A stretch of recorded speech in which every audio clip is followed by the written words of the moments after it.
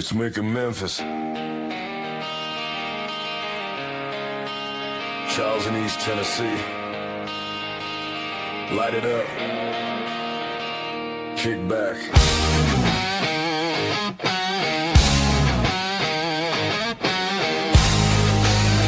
This is the Real Smoke Podcast. Too much, two chairs, same sky, different air, long ash, slow burn. Every story takes a turn. Thursdays, 8 o'clock. Let the week just unlock.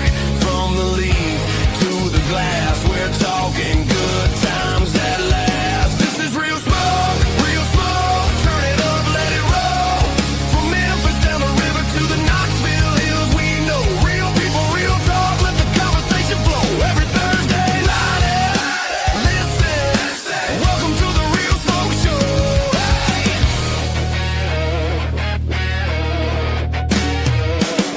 Cigars, small batch, perfect draw, perfect match. Whiskey whispers in the glass. Let the past and present clash. Legends, up and comers, late nights, long summers, behind the scenes, on the grind. We're getting into every side. This is Real Smoke, Real Smoke. Turn it up, let it roll. From Memphis down the river to the Knoxville Hills, we know real people, real talk. Let the conversation flow. Every Thursday, light it, listen. Welcome to the Real Smoke Show. This episode may contain strong language, weak opinions, bad advice, and men speaking confidently about things they only half understand. Statements made should not be considered factual, morally sound, especially if they are drinking. Viewer discretion is advised. Welcome to the Real Smoke Podcast with your hosts, Mick and Charles, the podcast that's all about real people, real cigars, and real smoke. Coming to you live from the Real Smoke Virtual Cigar Lounge, bringing you the best of cigars, whiskey, and all the good times in between. It's more than just a podcast, it's a community of cigar lovers. So grab your favorite smoke, pour a drink, and join us as we dive into all things cigars, whiskey, and just having a damn good time. This is the Real Smoke Podcast. What's up, everybody? Welcome to episode 62. 62. Crazy. 62 of the Real Smoke Podcast. We are your hosts. The fella over there, that be the Mick. I be the Charles. So, but Mr. Mick, I know you've been doing all of this setup for this one. So I'm going to go ahead and let you introduce the most amazing guest. Hi. So tonight we have Chef Rick and Sara Rodriguez with us. And when I had reached out, I'll just give my little briefing here. When I had originally reached out, it was, I believe I was talking to Sara and she ended up calling me and we talked for a little while.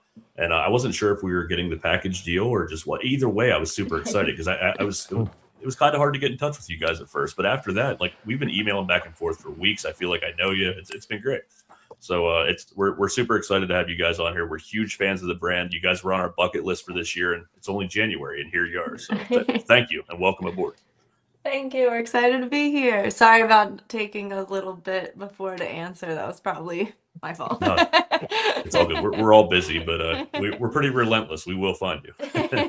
Yeah, we're looking forward to share some stories, but thank you so much for allowing us to share our little story with your fan base and all that. So hopefully we're going to have a great evening and share some stories with you and connect, I think, is what we want to do. Yeah. Absolutely. Yeah, we Well, guys, I was going to say, guys, I'll let you guys go ahead and introduce yourselves real quick with the chef himself. I'll let you introduce yourself, and I'll let Sara introduce her. All right. I'm Rick from West Tampa Tobacco Company, the owner and the blender for the company, and kind of it, just doing my thing, Yeah. That's it. Okay. Hi, I'm Sara Rodriguez. I'm his daughter, and we have been trying to figure out my title for the past 4 years with West Tampa, but you name Chief it, I've Executive tried Daughter. it, and Yeah. Good news, we're going to handle that next Monday. We I have get a new some job news that we're role. going to share with her. Yeah, no, yeah. And then it's just a title, Yeah. no increase. Yeah. What? You're That's not the getting reason, any more it's great money, to work but with we're a giving you a family. title. Yeah, Yeah. well, that's the reason you work with family. Cheap labor. What are they going to do? Are you going to quit? Have you talked to HR? HR is her mother, so that's not going to happen. So, but no, it's exciting to be able to work with Sarah for sure. Absolutely. Yeah, I know it's a little Sarah, bit. Monday at 9 a.m., you have an appointment with HR. You're in trouble. Yeah. Yeah, I know it's a Nobody's up little. at 9 in this company. I love it. I know it's a little bit different, but my daughter's played a big role in helping us through the first year of this show, and she's kind of more behind the scenes than on the air. But she has been on the show like 3 or 4 times now. But it is Mhm. such a cool feeling when you can bring that family into it and share special moments and kind of you're kind of putting them in its place for life because you're recording it and it's going to be out there. So Yeah. Yeah. it's such a cool moment to do that with family. Sure. Yeah. And That's been you fun. look at the cigar business, um, it is all about the family. What started, what we're doing today, if you look in your past, it was together and struggling and working, aunts, cousins, fathers, mothers, grandmothers, grandfathers, they're all there, factories, selling, marketing.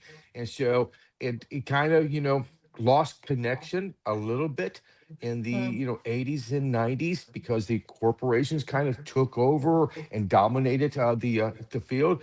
But you can see for the last 30 years how the family owned companies have found their footing again or Mm. new to the industry and growing together. So it's really exciting to be able to connect with family and work and have the same dream. Mm. Because it's one thing for me to approach Sarah at the beginning, hey, I have this dream. I want you to work with me. Well, that's your dream, Dad. That's not my dream. My dream is this. But for her to come to me and say, I'm interested in getting into the business with you, my thoughts were already set, I guess. And so that's the reason it worked for us because it's not my dream for her, her dream for me. It was our dream together. Love it. Jumping in, telling the Yeah, story. you know what? I'm going to take So it over. I'm going to take it over. no, you're the best lead in to where we're going.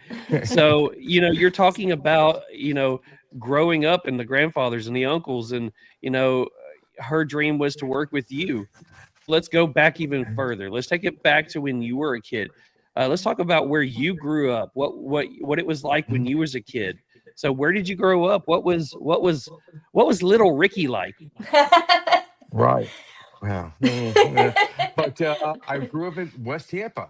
West Tampa was where I grew up, born and raised. And then my grandfather and grandmother on my father's side came from Cuba in the early 50s to row cigars in Tampa.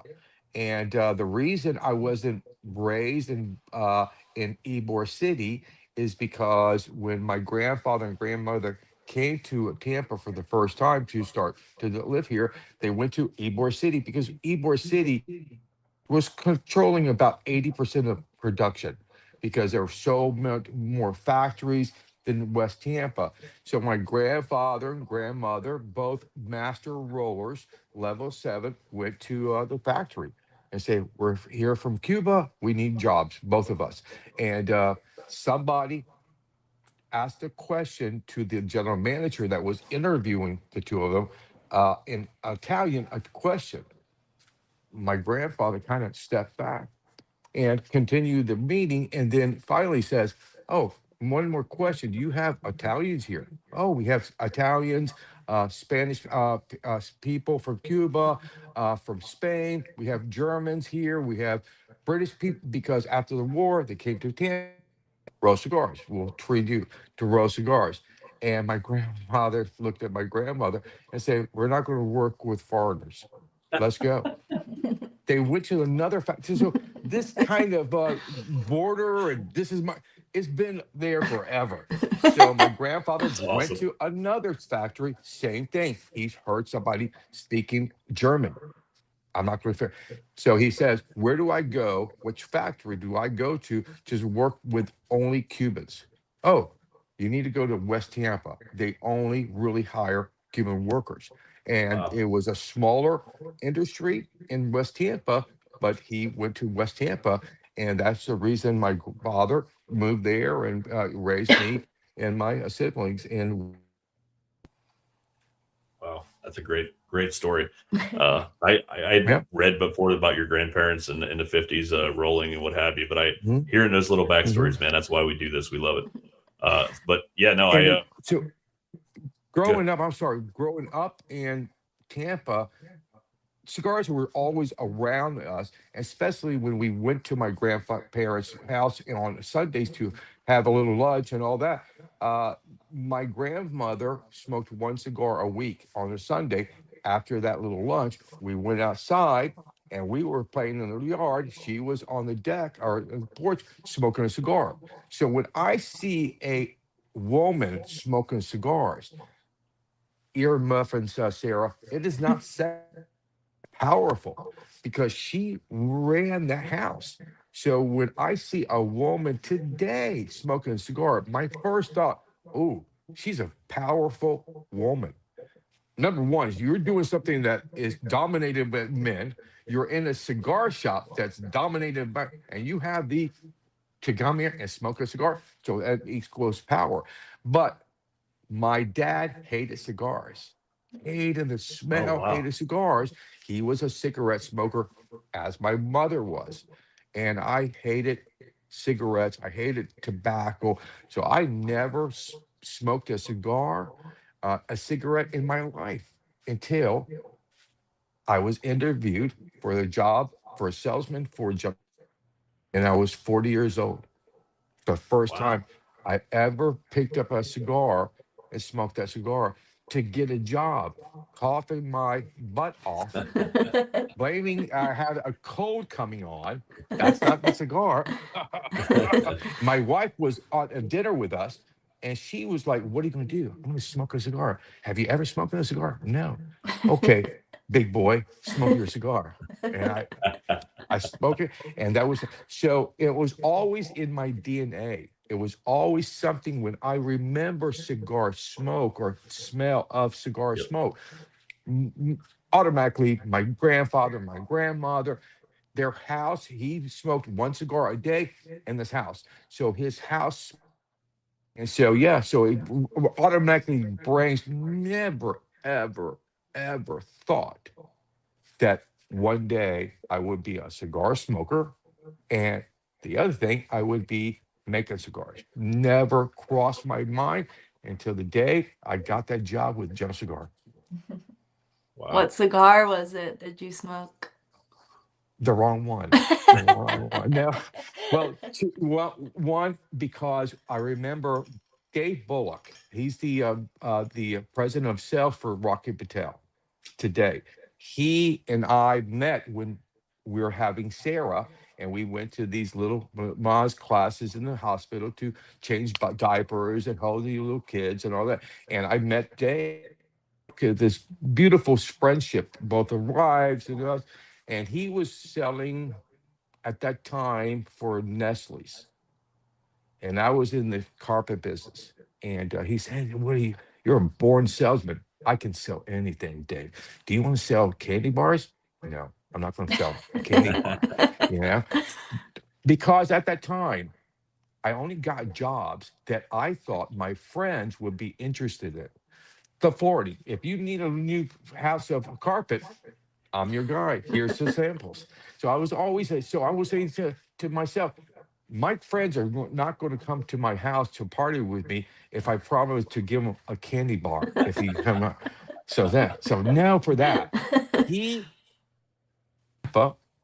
and about 2 years later called me back and said, "What are you doing?" "I'm still with the carpet." "Hey, what are you doing, Dave?" "I left Nestle's. I'm working for B&B Beans. Do you want to sell cans of baked beans?" "Dave, no." Again, my friends are not going to come over in my garage if I promise you a can of baked beans before you leave. No, no. About 3 years later, he called me again. Ricky, what are you doing? Carpet. Hating my job, Dave. I hate it. What are you doing? I sell for General Cigar. I have an opportunity in Tampa if you want it. Let's meet for dinner. And he, because all these stories, I was talking about my grandfather and Tampa, because it was new to Tampa. And I was making, this is the cigar capital of the world. Never once, because he was a cigarette smoker, never once smoked a cigar with him. But that dinner in Ybor City, we're walking out, and he says, "Hey, there's a cigar shop open. Here's $20. Go in there and buy 2 cigars for us." I walked in. I didn't have a clue. I didn't know what to do. And I walked to the little guy. I said, "Bro, you see that dude out there? And he's smoking a cigarette." He says, "I would need a cigar for him and one for me." And he said, okay, for him, here's a Macanudo. Why? Because he's a cigarette smoker. He's going to inhale. So here's perfect. I didn't know what he's talking about. For you, how many? Said, bro, this is going to be my first one. Okay, in that case, a Fuente A58. Very cheap, very good cigar, very great cigar. So I went outside and I was looking at Dave. How did he open the cigar? I was going to put the foot in my mouth and light the head because it's closed. Can't just pull that over my eyes. I knew that. And I noticed it. Okay, I'll do that. And I started to cough. And the next day he called me and says, "Hey, if you want, you have the job." And that started my career. Wow. Yeah. That's amazing. It is amazing. It is amazing. It's amazing not because of where I'm at today. Yeah. It was me still just a rep. That was yeah, that's great. I'm not going to interview you. It's just a rep. But today, everything fell into place, and I was in the right place with the right company and the right time, because it's never happened before what they did with me, and I don't think happened after what they did with me. So I am kind of unique in the world of cigar makers. Before we get too far removed from the story, what factory was it where your grandparents are they still in operation today? Is that something that they or like the factory they rolled at? No, because my grandfather and grandmother passed away with both of them were gone by age of 7. And my mother and father had a really broken relationship with their siblings and their parents. So no, I'm really don't know much about, other than they were master rollers, came to Tampa, roll cigars, and that's it. And so I think the factory, the closest to their house, because factories are always made for you to be able to walk to it or bicycle to it. That's the reason all these beautiful factories were being destroyed in Tampa, because they're beautiful, but we can't make apartments or because there's no parking, because everybody's. So the closest factory was the Villazon factory that Frank and Nessa owned, and that started that General Cigar purchased Nessa and Villazon 3 years before I came aboard. So throughout my training, I was we get to the training, but one of my trainings was to work with Frank and Nessa in his factory in Tampa to explain how to grow tobacco. Okay. And so I was in the factory. I think that my grandmother and grandfather were rolling their cigars in the 50s. And now I'm upstairs being a big and being taught about what they do downstairs. Okay. That's amazing. Yeah, I was just curious. I do know the Tampa area pretty well. My in-laws live in St. Petersburg, so Yeah. I was just curious if you knew which factory it was back in the day. So yeah, that's so much great insight there. Amazing. Yeah, for sure. So I want to know growing up with grandparents who were in the cigar industry, but your parents were not in the cigar industry, Mhm. living in Tampa around that time, what was it like for you as a kid in that area?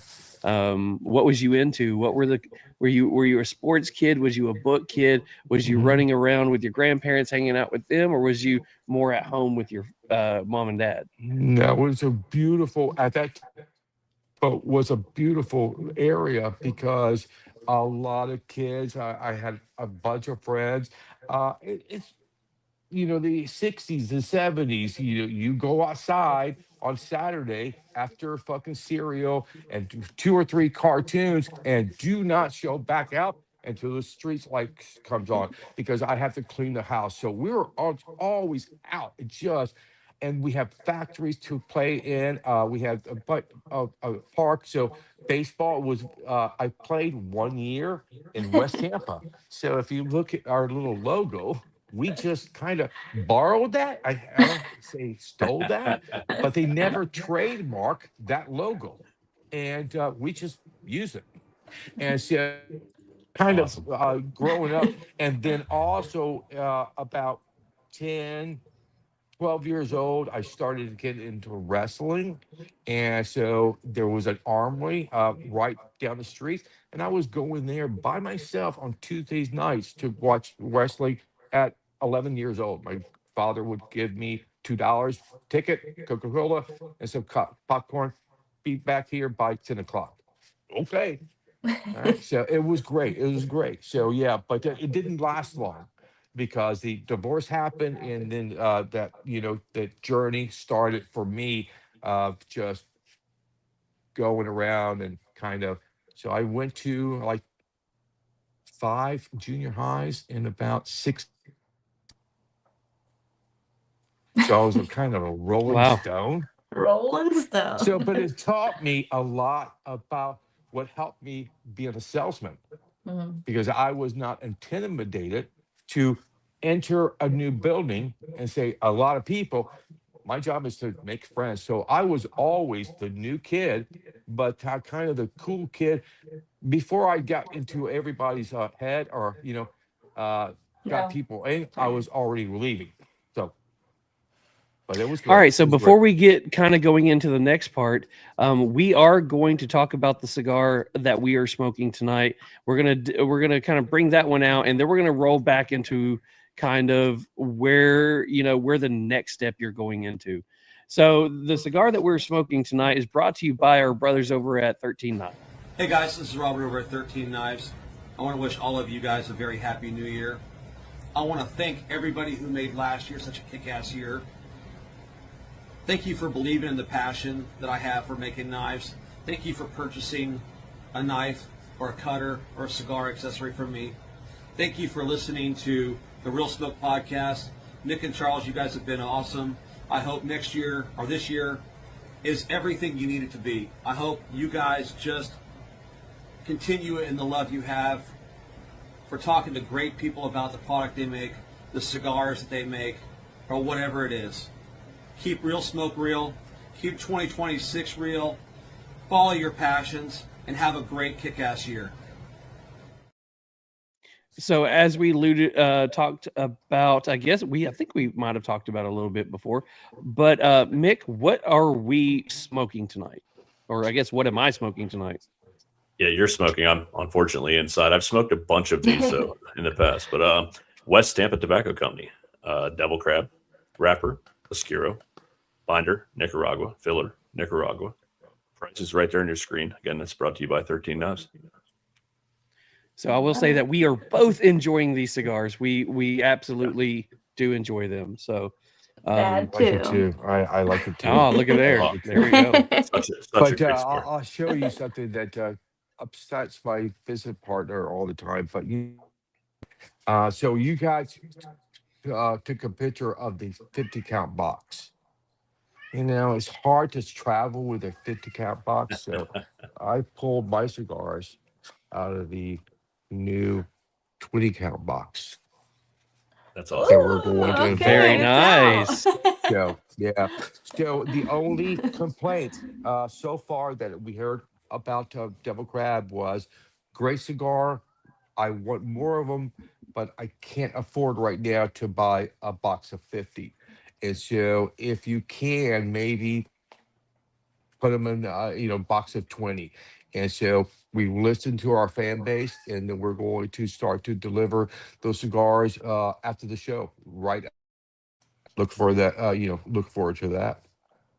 Love it. Yeah, I've always been a fan of that size, shape, style Vitola, whatever you want to call it. But I know Charles it isn't usually one of his favorite Vitolas. So we both smoked this one, and I already knew I loved it because I had it a bunch of times in the past. But I think Charles was pleasantly surprised as well. I mean, it's just such a great constructed flavor cigar. I love the flavor notes in that cigar for sure. Yeah, and Thank one of you. the hardest cigars to roll in the factory. Oh yeah, heard that. Second, really close to rolling a Lancero. Very, so in the factory that we work with, a beautiful little factory in Nicaragua called Garmendia, and Jose is just a great owner, and he's very concerned of every product that goes out of this half factory. I don't care if it's West Tampa, anybody. And he, you know, so let's go back. The little devil crab was going to be just a launch, a one and done. It's gone. It's going to, because we started the series with Belici. And it's a kind of a food. If you can't come to Tampa, you already know about Tampa being the cigar capital of the world, but we're also known for Cuban style cooking. And so one was my favorite. One of the hardest things to do is a Belici. And we did this cigar. And then the reason we chose Devil Crab in the size is Charles' favorite sizes. Either. Yes, yeah. I can't believe you have that. Yeah, you And hold on so, to those. yeah, for sure. But the size represents a dish that you can order in a Cuban restaurant in Tampa. So when you go to lunch and you order a Cuban sandwich, they're going to say, "Oh, we have." Oh yeah. Whoa, whoa, whoa, whoa, whoa! I don't have that. Well, how did they Okay, get we'll viral? talk Your offline. daughter. Yeah. Wait, your daughter convinced the owner of a lounge to give me the box if I bought 20 of these. Oh, bro, I need that. I want to frame that. So we'll talk offline. So, but so if you go into that devil crab, that size of the devil crab is shaped like a little football that looks like that size. So it all connects. And also, when you received a box of 50 and you open it up, there was a little recipe Recipe card card. that, Yeah. yeah, so you can see, I'm going to make my own devil crabs. That's We have And so, not. no, it is too Pretty lengthy. hard. It's like, Sunday morning, I'm going to say, about maybe by dinner time, we'll have a devil crab to eat. But yeah, so again, I love connecting stories, not only to myself, to the company, to the families, to the area that is so important, and just the cigar world in general, because without Tampa, I don't know if we would smoking cigars the way we smoke if we're only depending on Cuba for the cigars. Because again, 1953 was when my grandmother and grandfather came to Tampa. Why? Because in 1952 was the first year that Tampa outproduced Cuba making Cuban cigars. So we had more manufacturers in Tampa, more rollers in Tampa, and we're producing more or only using their tobacco. So they could not keep up with the demand of the US. And without Tampa, I don't think we'd be that we're smoking cigars today. Yeah, it's phenomenal. That you don't really think about it like that. I've been dabbling in cigars for probably 20 years. When I go fishing, when I went camping, special occasions, but I was never. It didn't really become a part of my life till about 3-4 years ago when I became part of our TriStar Herf crew, met Charles and the group, and they kind of took me down this rabbit hole of boutique cigars, and it just became part of something I did a few times a week, or at least probably 3-4 times a week at this point. Winter gets a little tough, but it's still a great part of my life, and we would have never started this or gone down this whole path with getting to meet so many great people in the industry. But my stories always go longer than they need to be.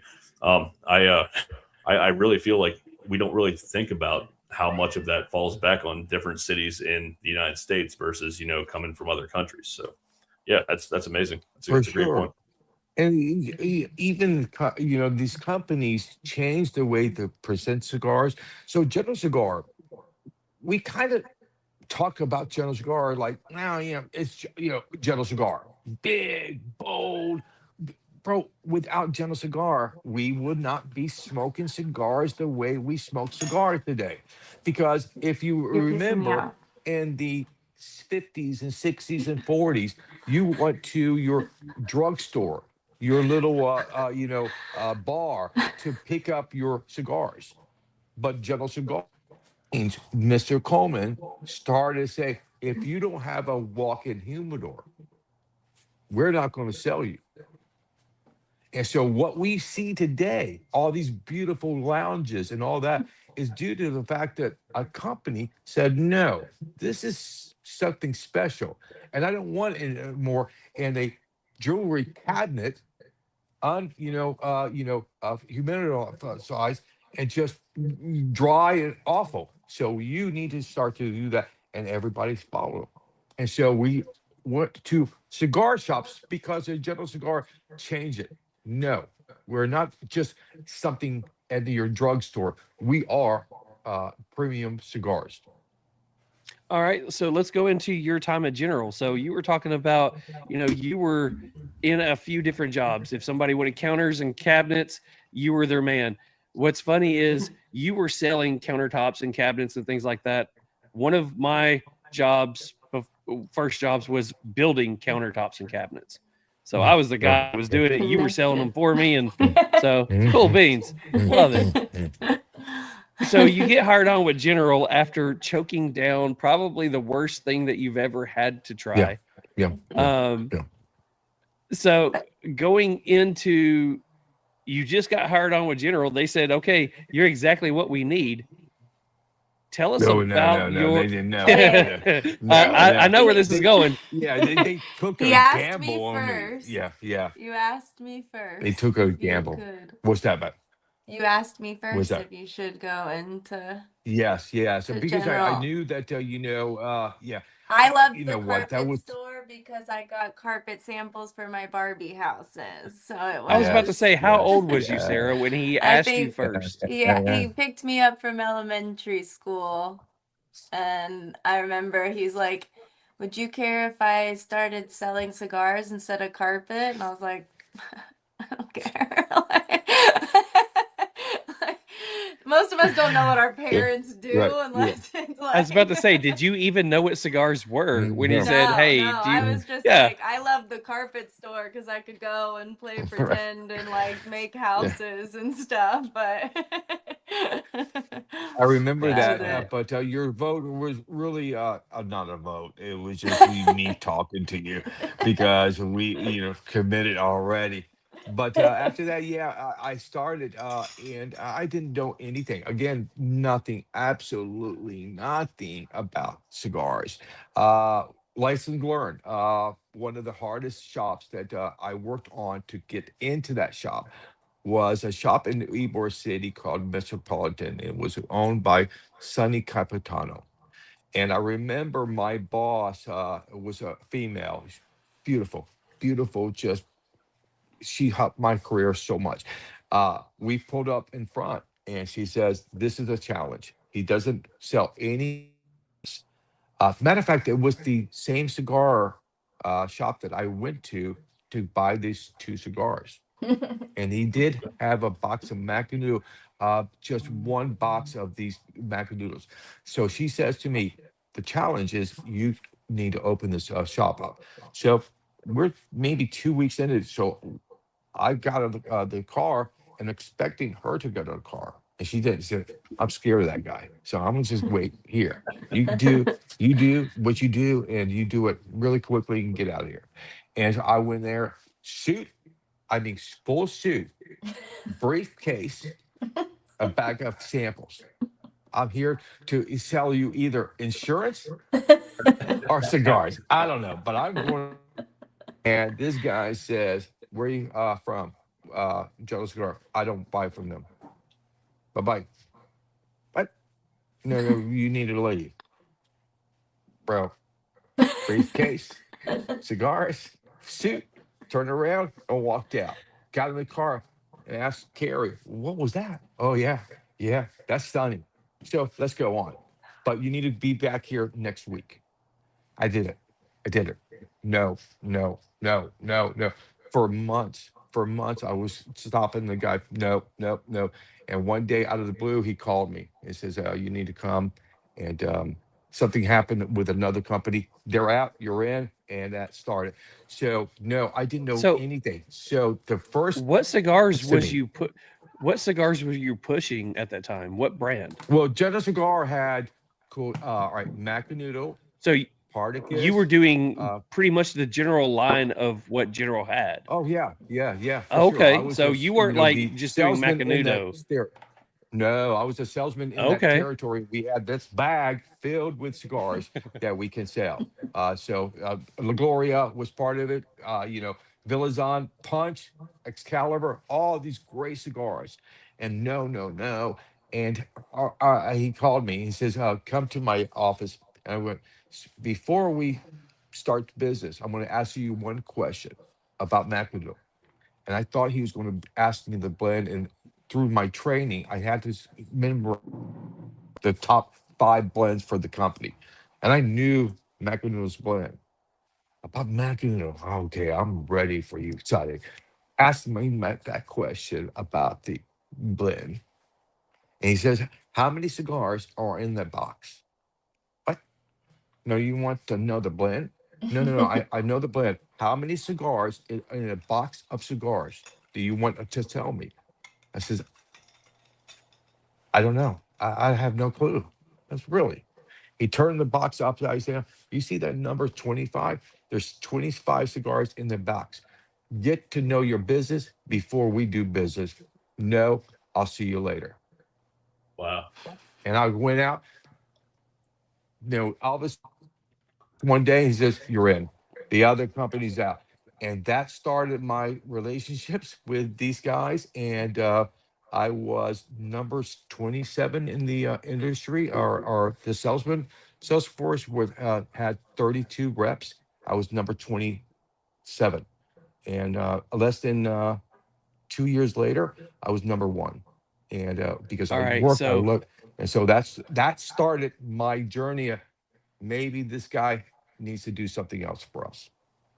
all right. So from the time that you realized that you were number 27 out of 32 to the time that you went to number 1, Mhm. how long had you been with General?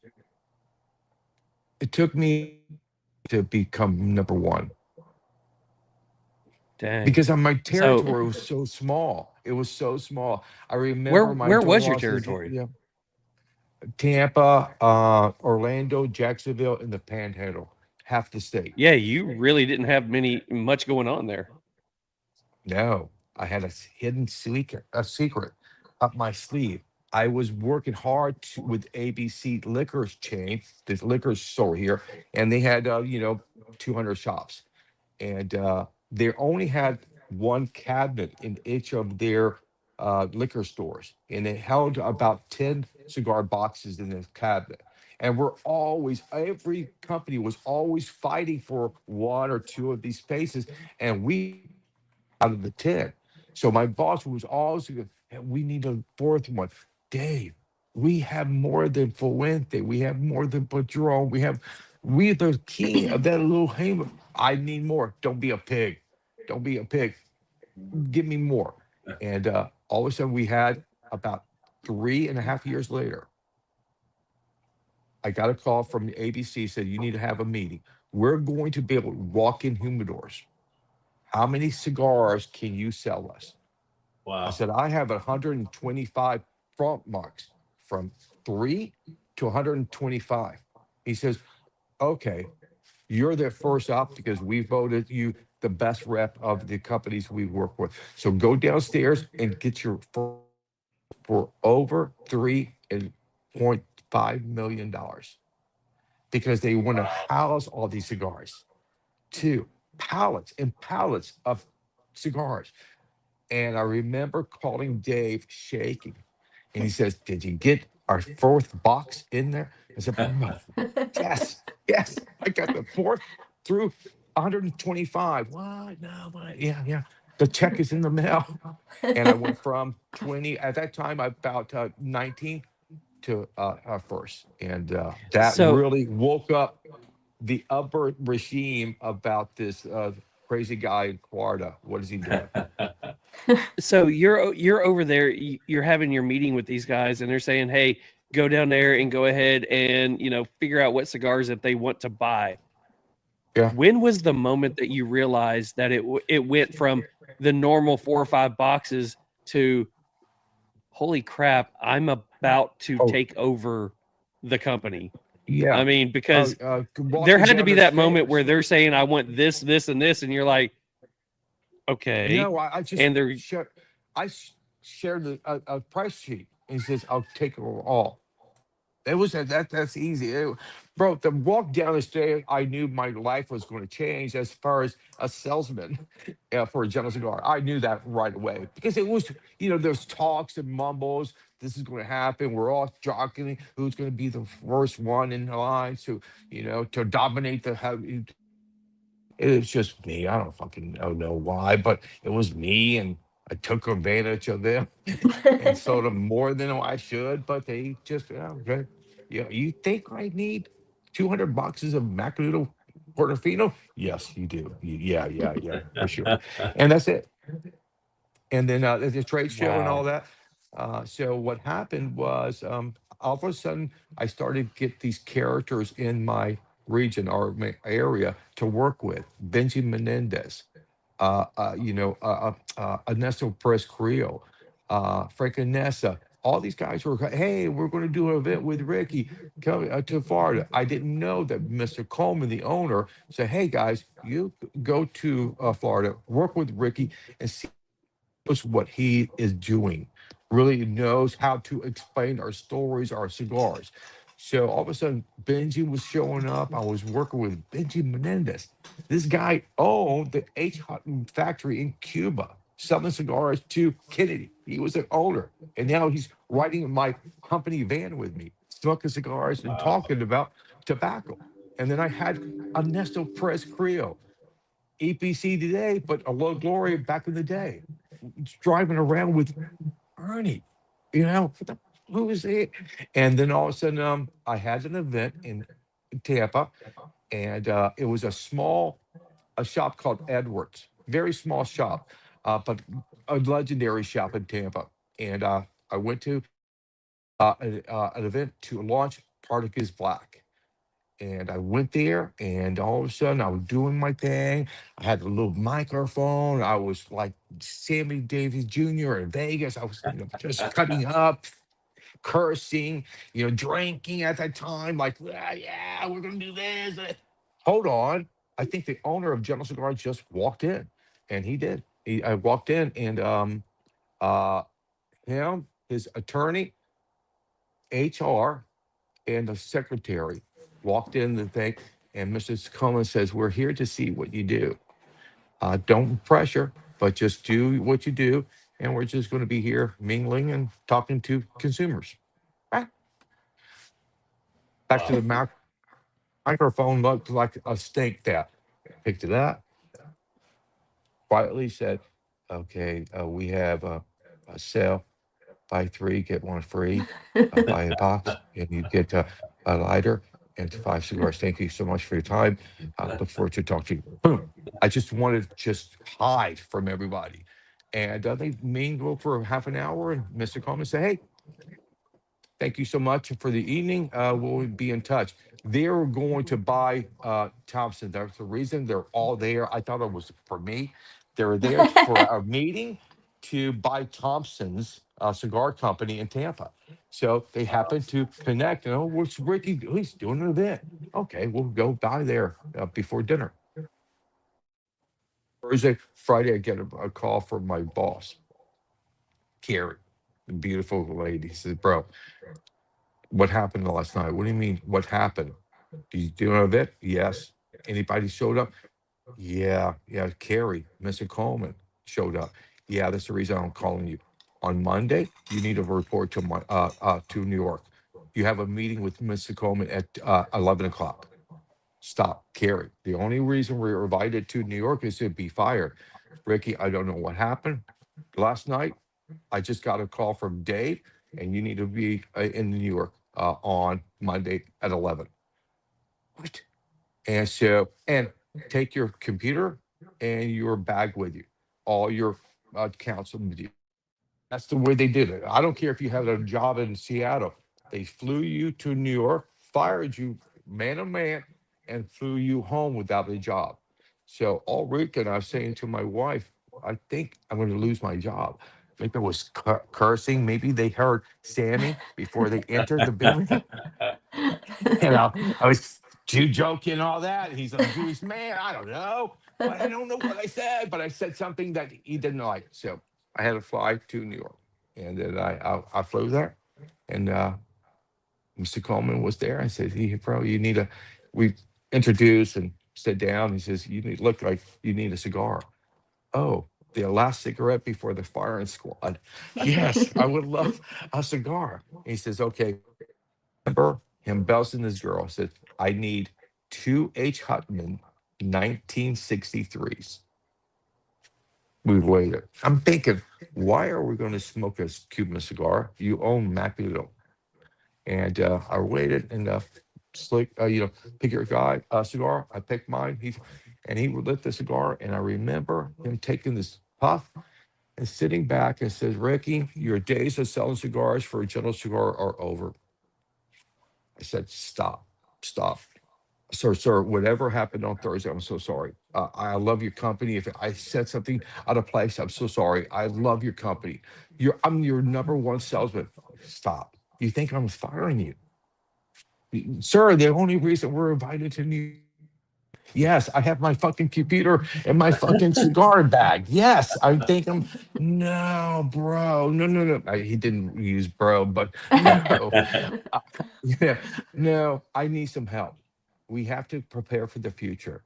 And Benji Menendez and Ernesto is going to leave this company. Benji's going to retire, and Frank is already retired. We need to prepare for the future and make a cigar blender. And if you want the opportunity, we would love to present you the opportunity for you to train to become a blender for Joe Cigar. With this cigar in my hand, like all of a sudden, bro, if his desk a little bit closer, I would put my legs up. Said, sir, talk to me. Yeah, he changed my life in the snap of his finger. I said, I would love the opportunity. So, okay. You need to report to the DR, not next Monday. I said, that's soon. Why? Because we need to get you a green card because you're going to be there for 6 months working. And so for us to do that, I need to meet an attorney that's going to go to Spain. So I need to do it next week. So I'll see you next week in the DR.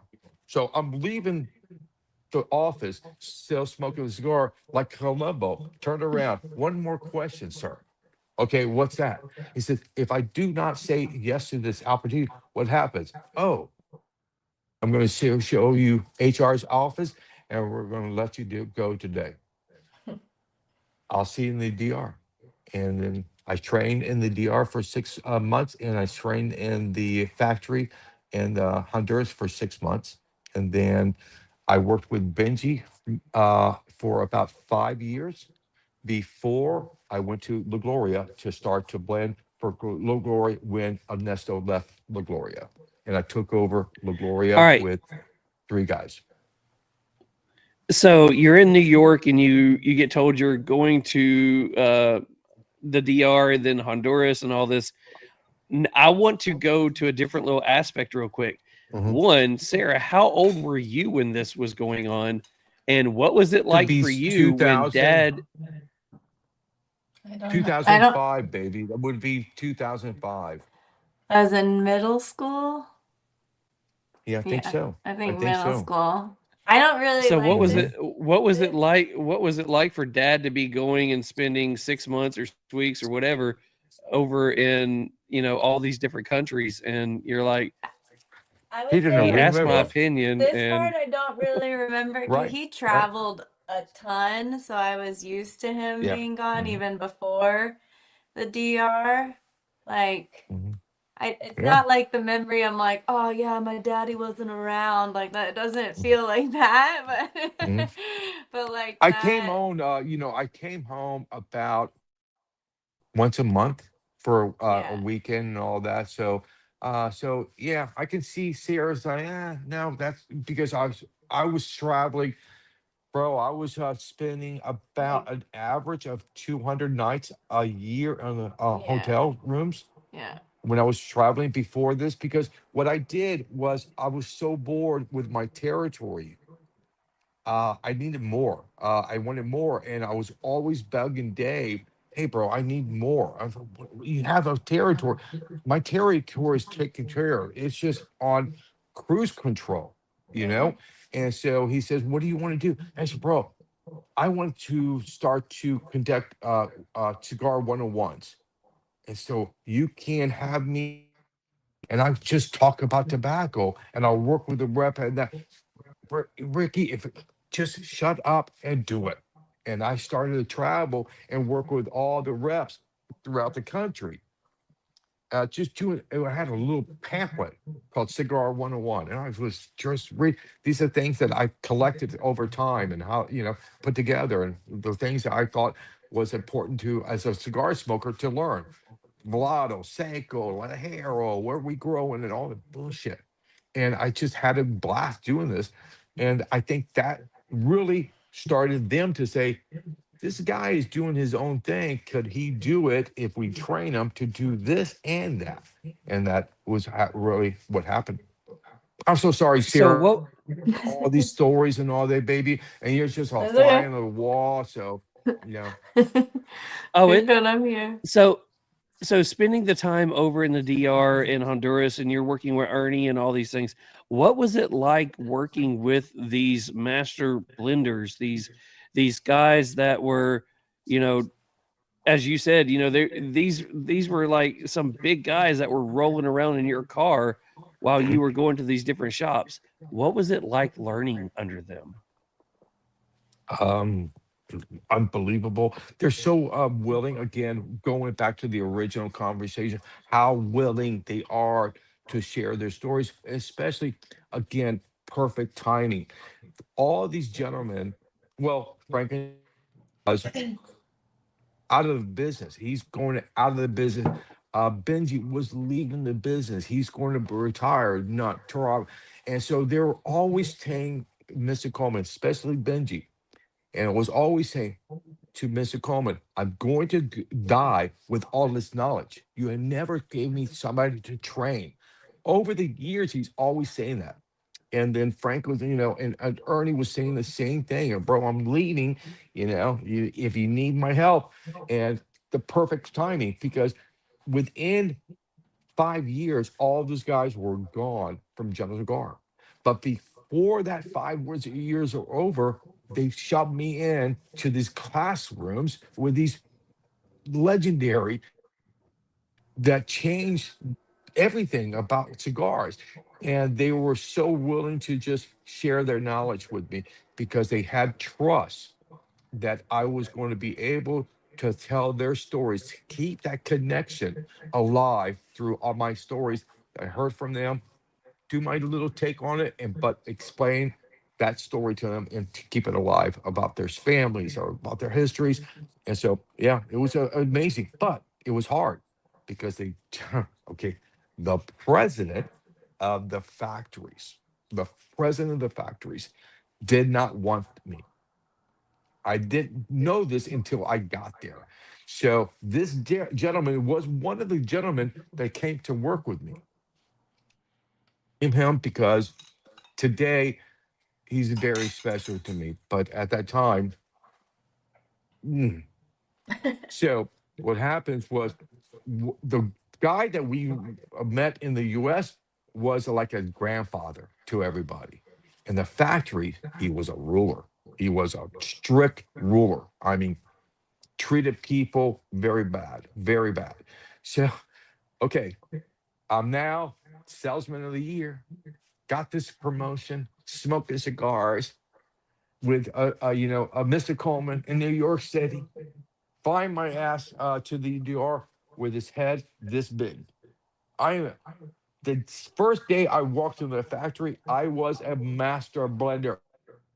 Only thing was I didn't have a business card, but I was that.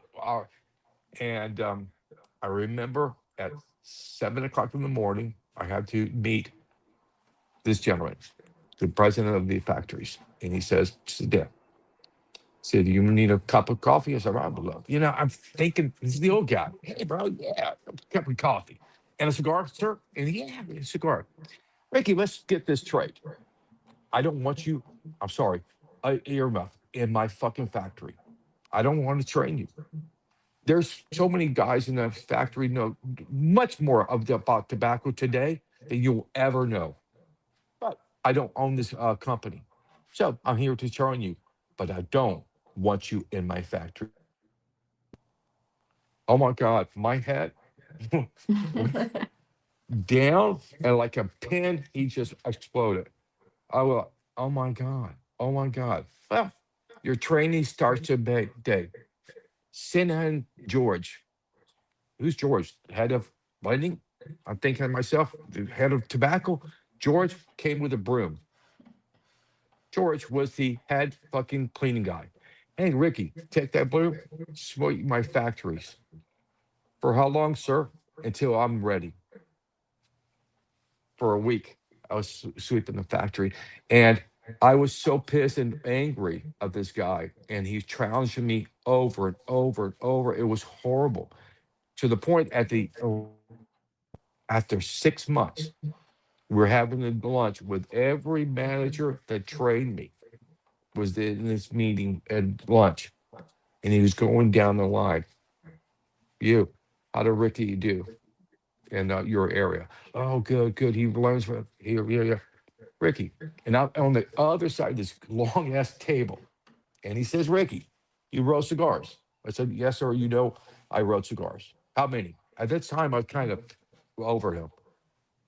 "Sir, I don't know." The girl says, "I know exactly. Do you want me to get them?" "Yes, I do." About 10 minutes, like nobody's talking.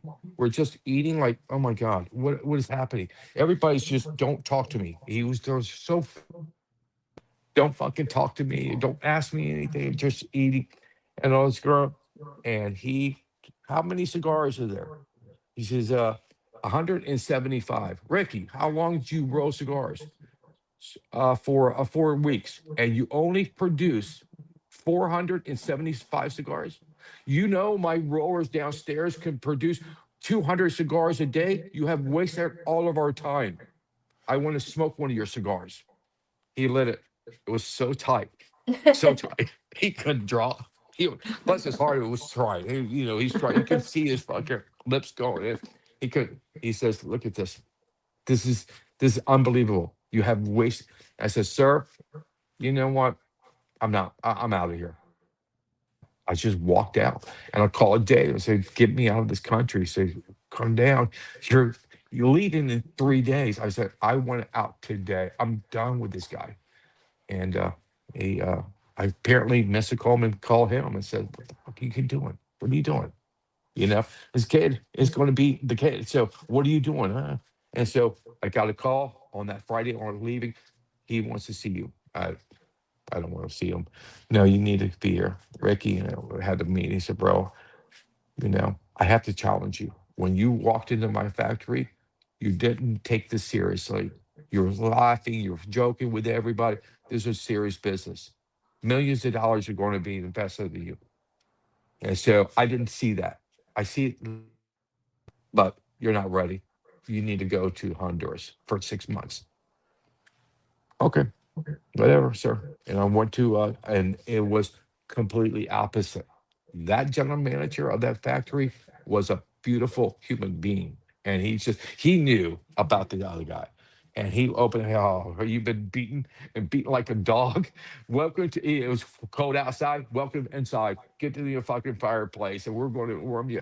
And it was beautiful. And then after we received the cigar of the year, top 25 cigars, and it was number 3 cigar, highest rating ever for General Cigar, highest rating as far as number, it was a 95, never 85, and cigar of the year, top 25, number 3.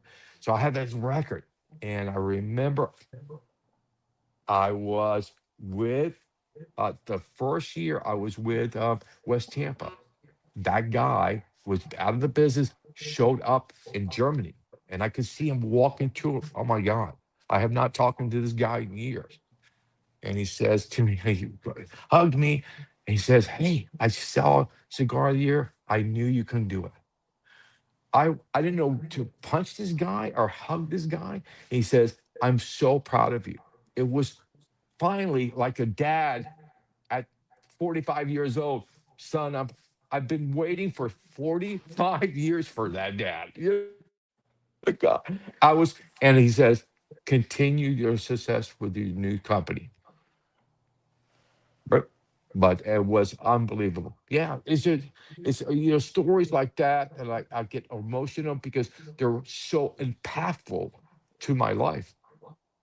Also, we're an So what? hour in and we're only in, Yeah, we haven't even got to CAO yet. yeah.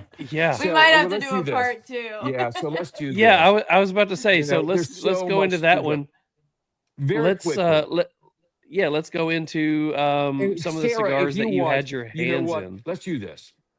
Do you want to kind of bow out, or you want to? Because again, I'll talk, I and feel, because yeah, yeah, there's so much more. I mean, literally, you're yeah, just yeah. scratching the I'll surface. share your So, story, baby. I'll share your story. Yeah. So if you want, if they you can not guys ask. So wait, mind, let's do this. I want to do this. So after okay. hearing about your all story for the last couple of years, the gist is Sarah was traveling around quite a bit, doing a lot of traveling before COVID, right? Mhm. So Sarah, we're going to skip forward quite a few years. Okay. We may come back to the other and let you go to bed and beat the Mhm. cat that's been driving you Oh absolutely my insane gosh. tonight. Thank So you. let's jump forward quite a few years. You're Perfect. traveling around. Take us through that. You're traveling Mm. around. COVID happens. I'll let Where's you pick it up. some of the countries you visit from Europe Yeah, I mean, to it's Asia? God wings for sure of like all the connections. My first travel, like when I graduated, or I was in my senior year of university, and I had traveled a bit in high school and everything. But I was studying anthropology, and that was the goal. Was like I wanted to be like a I honestly went into anthropology because I wanted to dig up mummies in Egypt. That was like my dream. But I went for my senior Christmas break to Nicaragua to we went to San Juan del Sur and Ometepe and Granada. And I remember getting to Nicaragua and I was like, I fell in love, and I only had like a couple of months left of school. And I remember calling my parents and being like, "I'm not coming home. I'm not graduating. I don't care. Like, I live here now." And my parents were like, "Oh, literally drag you by the hair." Like, so I had fallen in love with Nicaragua way before I knew that I would be connected to it. And then so I lived on and off in Central America for almost 8 years, back and forth. I'd say like my entire 20s I spent in a backpack. I lived in Australia and Europe and all around America and stuff, but I always kept going back to Nicaragua. And then it's wild that I got sent For the there. people, for the Yeah, people, the I love the culture. culture. I love the country. It's one of the most beautiful countries, and I love the food. It's simple, but I love the Yeah. food. They have a special cheese there that I really like. That like sheep cow's cheese. All right. So I'm going to give you the daughter's aspect of this. Mhm. So, there's been quite a few interviews that's been out there with Rick talking about how you came up to him about working with him. But Mhm. it's always been Rick talking about them. So Yeah. I'm going to give you the daughter's aspect. So take us through when you decided that, hey, I wanted to work with Dad. Not only do I want to work with Dad, it's in the cigar industry that at the time you weren't even a part of. Yeah, yeah, So yeah. take us through this. I think watching him travel was definitely like it was like his Amazon, like how he found the tobacco of Amazon basin. I was like, oh my gosh, I can be the person that goes into the world and finds tobacco. That was like the dream of it. And I remember it was COVID, and so I was living in Nicaragua. I was living in this like I was basically like house sitting my friend's hotel, and I was like, I don't know what to do. Like I kind of everything was shut down. I remember asking Dad if I could work for General Cigar, and he was like, no, like they're not gonna hire. Like, what would you do? And I was like, there has to be something. And he was like, no, they literally won't hire you. And I was like, okay. And then we had talked about a shop and stuff, and I was like, I can't commit to a shop. I don't want to move back to Tampa that much, and like I can't promise you I'll stick around for that. And then I lived out in Oregon, and he came out to visit me in Oregon, and we like talked for real, and this was 2021 at this point. And he was like, I know you won't do a shop, but I've been talking to this guy Gus, and we're thinking about like a brand. Would you come home and start this brand with me, and like I'll leave General, and we do this, and like you'll have to move back to Tampa a little bit and stuff, but I think that this could be something. And I remember at that little restaurant, we had the seafood dinner, and it Yeah, was yeah. I was just like, yeah, I mean, this is when I said yes, like I think when I first asked to join to work for him, it probably was more like, yo, I need a job. You've been, this company looks like it takes you places and stuff. Like I'm in it, let me be a part of it. And then saying yes to starting West Tampa was like, this is a once in a lifetime opportunity. I'll never look back and regret it, because like I got to work with my dad, and like we got to travel together and like do this. And then I started really learning like, oh it's in my blood, it's in my ancestors, it's in like like it's kind of always meant to be and stuff. And like it's just it was it was hard for me a little bit, because I had to give up my gypsy nomad kind of lifestyle, and and like I was like, oh my God, I'm gonna be working for my dad and this new man, Gus. I don't know who this guy is. like, So I guess I here got to we ask the same go. question. Did you smoke cigars previously No, before West never. Tampa, or never? No, no. I Okay, I still didn't have I didn't not. know if Yeah. I didn't know if you See had. that Okay, that when I met her in Knoxville, that was the question I asked her. Was Mhm. I remember you saying actually that my now. wife asked her, said what cigars do you enjoy? She's like, I've never smoked them. And my wife I was like, oh, yeah, yeah, yeah. I think I But she loves tried. the stories. She loves Yeah, the I love the aroma. She love loves the culture. connections, the Yeah, culture of this business. yeah, So it is a kind of not a negative. I don't think it's a negative, as long as you are able to share the stories that we really yeah, they want to hear. yeah, And so it doesn't mean you have to oh, smoke a cigar. 100 yeah. And so, and I've 100%, always because said to when we were at Sarah, that lounge, you know, everything that she was No, uh, it always happens to wait, Welcome to there my you go. podcast. yeah, yeah. Yeah, I don't know. No, I do remember Charles telling me that. I kind of forgotten it for a minute, but I wasn't Yeah, sure like up till now if you had ever yeah.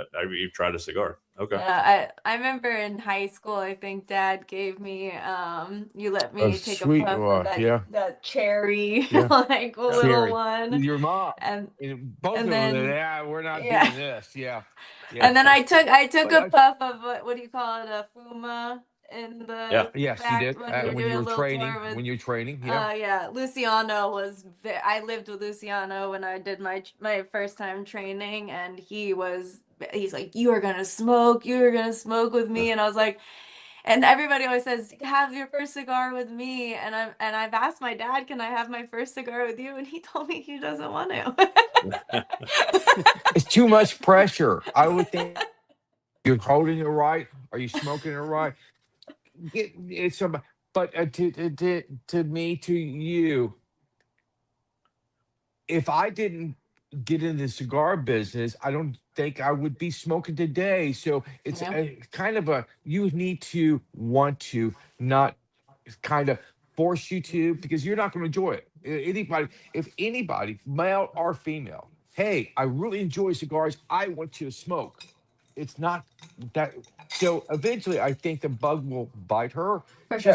just to acknowledge, because she knows how to roll cigars, and Mm. so just the touching. The only aspect that I don't do is actually smoke it. So is she going to be a heavy cigar smoker? I don't, her health and all that, what You she never cares know. about. No, we don't know, but it'll come when it comes, and I'm not going to force her. And I don't think anybody that we always concerned with Sarah out there by herself.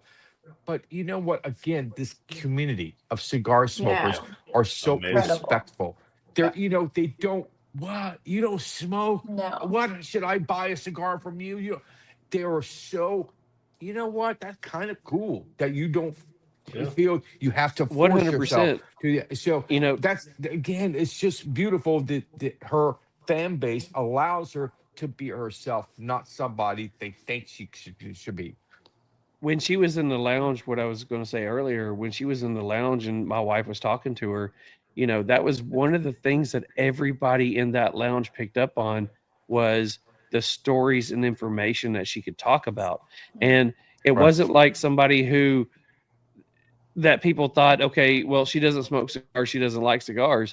It was somebody who had a wealth of knowledge and she was just talking. Yeah. She was one of the guys, one of the gals, everybody just hanging out in there, Mhm. and everybody loved talking to her. And it was when this was a year and a half ago, 2 years ago, Yeah. Yeah. when Balachi first came out, she was talking about that cigar. Mhm. And my wife asked what the blend was, and she got the look from Sarah like, yeah, we can't really talk about that one. And all of a sudden, Sarah goes down into her phone, is doing this, and she's like, I'm going to see if I can spill any beans. And she's doing that, and she looks up a few minutes later and he says no. And it's like, got it. So we I can't can talk about try. anything. Yeah. Yeah. So Yeah. it was fun. It was fun seeing her being able to, talk with people, and she commanded a room. It wasn't Right. like Be it was herself. like somebody in there that just that didn't know what was going on. She commanded the humidor. So it was awesome. So Because it getting we, back to my story about high schools and the lesson that's taught me, I can enter the room with no problem. When Sarah's traveling as a young lady by herself, get by herself, maybe know somebody in the distance. Oh, we surfed together in Nicaragua Mm. for a half a day, and you're now in fucking, somewhere else. But it taught her I can go into any cigar shop Mm. and be myself. And I think these guys will enjoy, or ladies will enjoy me being myself, because it comes so loud and clear, both of us, the I think passion that we have also and the knowledge that we have. I think also because I've got to really I've seen every aspect of this industry. I've seen the big events when I did big events with Dad, and I remember in college and high school I would go out to Big Smoke, and I remember the CMA one, and that was the first time there was a line for autographs for my dad, and I was like, who is this guy? And then I've seen, I've been in the shops, I've been in the factory, I've been, with non-smoker, smoker. Like it's just I feel like I've touched every aspect of it. I know Rocky super well. I know all these like big names too, and then I know the reps super well. So it's just like I can I can I have so much knowledge, not just from my dad's perspective. I have it from all, you name it. I Yeah. worked with the box factory. Like I know every person in every part of the industry, that it's given me like more of a I don't need to smoke. No. Like, you know. So I have an To be idea able here. to share the stories. Yeah. I have an idea. So Charles and I were just talking offline for a second. Sarah, we have a Women's Month coming up. Yeah. Would you like your own show in a Women's Month so we can tell your story? Let's do it. Yeah. We could Yeah, give you for sure. an easy out if you want, and we'll give you your own show. And listen, that we can talk offline. We can talk dates. You have first Yeah. pick because we really haven't I scheduled love it. exact Love dates it. yet. Love it. But if you want your own, we can continue telling Rick's story tonight, and we can have you Yeah. on and have you tell your story. And I I'll give you an love easy that. out tonight. Because if you look at the DNA of what Gus and I set up, or what is our purpose, what is West Tampa, it's attacking certain groups. And the first one was ladies, because we thought they deserved the attention that we as cigar makers sometimes have. If you enjoy it, good, but you're not our focus.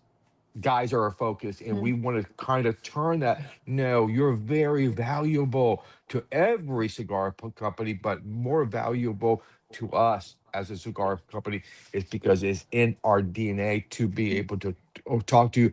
And that's the reason my daughter's with us, because we know it's one thing for me to have a group of ladies talking, and the message something else about connection. You are one of us, and you're sharing these Absolutely. stories. So we Yeah. knew that was very important. So she And I could think definitely handle.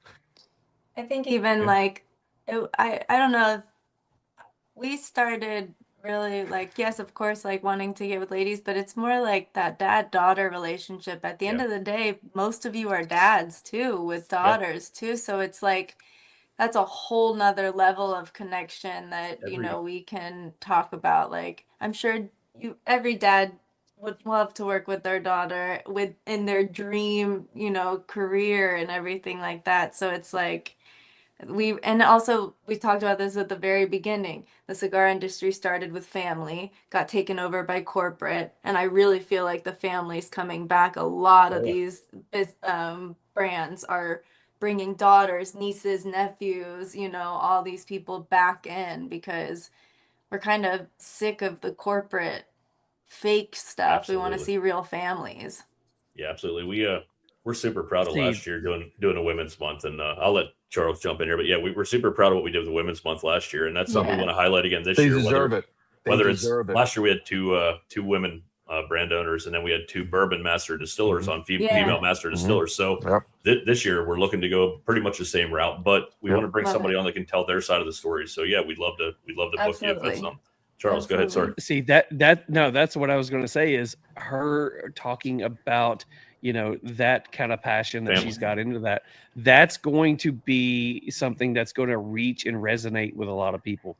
So Sarah, thank you so much for Yeah. jumping on here. Yeah. I will let Get you, in bed like and Mick join said, us. I will let We'll be still there. Yeah.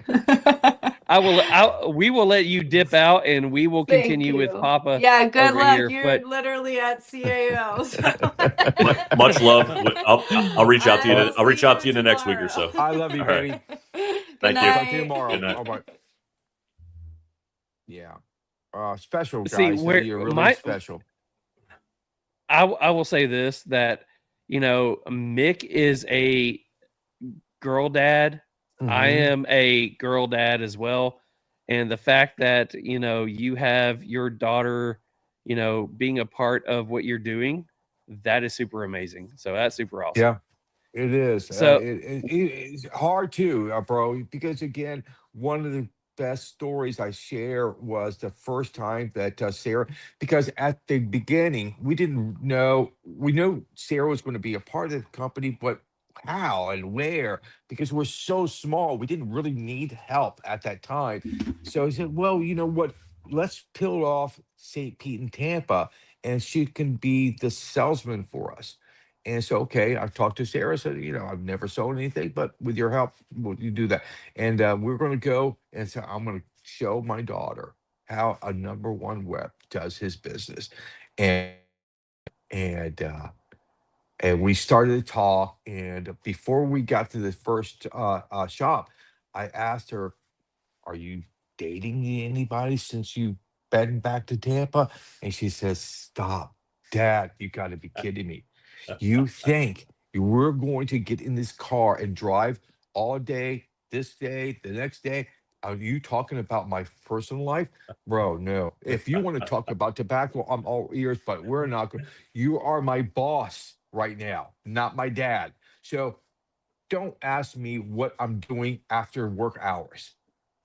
I love it. Okay. And I so love it. we started that relationship. And today she really runs and helps, her new helping Gus run the business. Because again, more and more is, people know her. They want to see it, but when they have the opportunity, either Sarah or Ricky, they're going to choose me because of the time, the knowledge, and all that. So I said, well, okay, you can still do your events, but now focus on the back business that she's very good at running social media for us, the scheduling for us, and working this trade show for us. So yeah, it's good. Yeah, she's amazing, man. She's Oh, bro, contagious. thank She's you. one of the people that Thank you. in the industry, she's contagious, man. Her smile and Yeah, just the way she always gets back to you. She's always so bubbly about stuff. The right. funniest part, and we can get back on track then. But the funniest part was she called me the other day and said, "Hey, what do you got?" I told her what we were smoking and reviewing for the show, the devil crab, whatever. And she goes, "Well, we were going to send you some devil crabs," and I'm like, "No, no, we already bought those. We always buy our cigars Yeah. for the review." And she goes, "Dude, shut up and take the cigars." And I'm like, "Okay, cool, you win." So Yeah, it was great. yeah, It was great. but good. So so yeah, we I can will say get this, back. as two girl dads, you know, Mick, my daughter, and Mick, my oldest, and Mick's youngest, I guess, are Yeah. about the same age. Okay. But coming from two girl dads and watching you as a girl dad and what Mhm, she's doing for your company, I'm just gonna say props to mhm. you. Oh, bro, You raised a thank hell you, of a girl. bro, Yeah. thank you. Amazing. Because again, we're all daughters or family, but until your family meets somebody and you get pour back at bro, yeah, bro, what the fuck? What was You that? You know? And you I so yeah, mean, bro, honestly, thank you, bro. you got to be one proud daddy because I Yeah. mean, Oh, for she is sure. nailing it right now. Yeah, but I think the beauty of it, she's equally proud of me. So, and that's comes across. You can see the natural. It's not rehearsed. It's just off the cuff. It's off the heart. It really is. And so, yeah, it's great. And but life is like that sometimes. I never dreamt that I would do this with Sarah. Never. Even in going into the business and taking over once because I was so happy with General Cigar.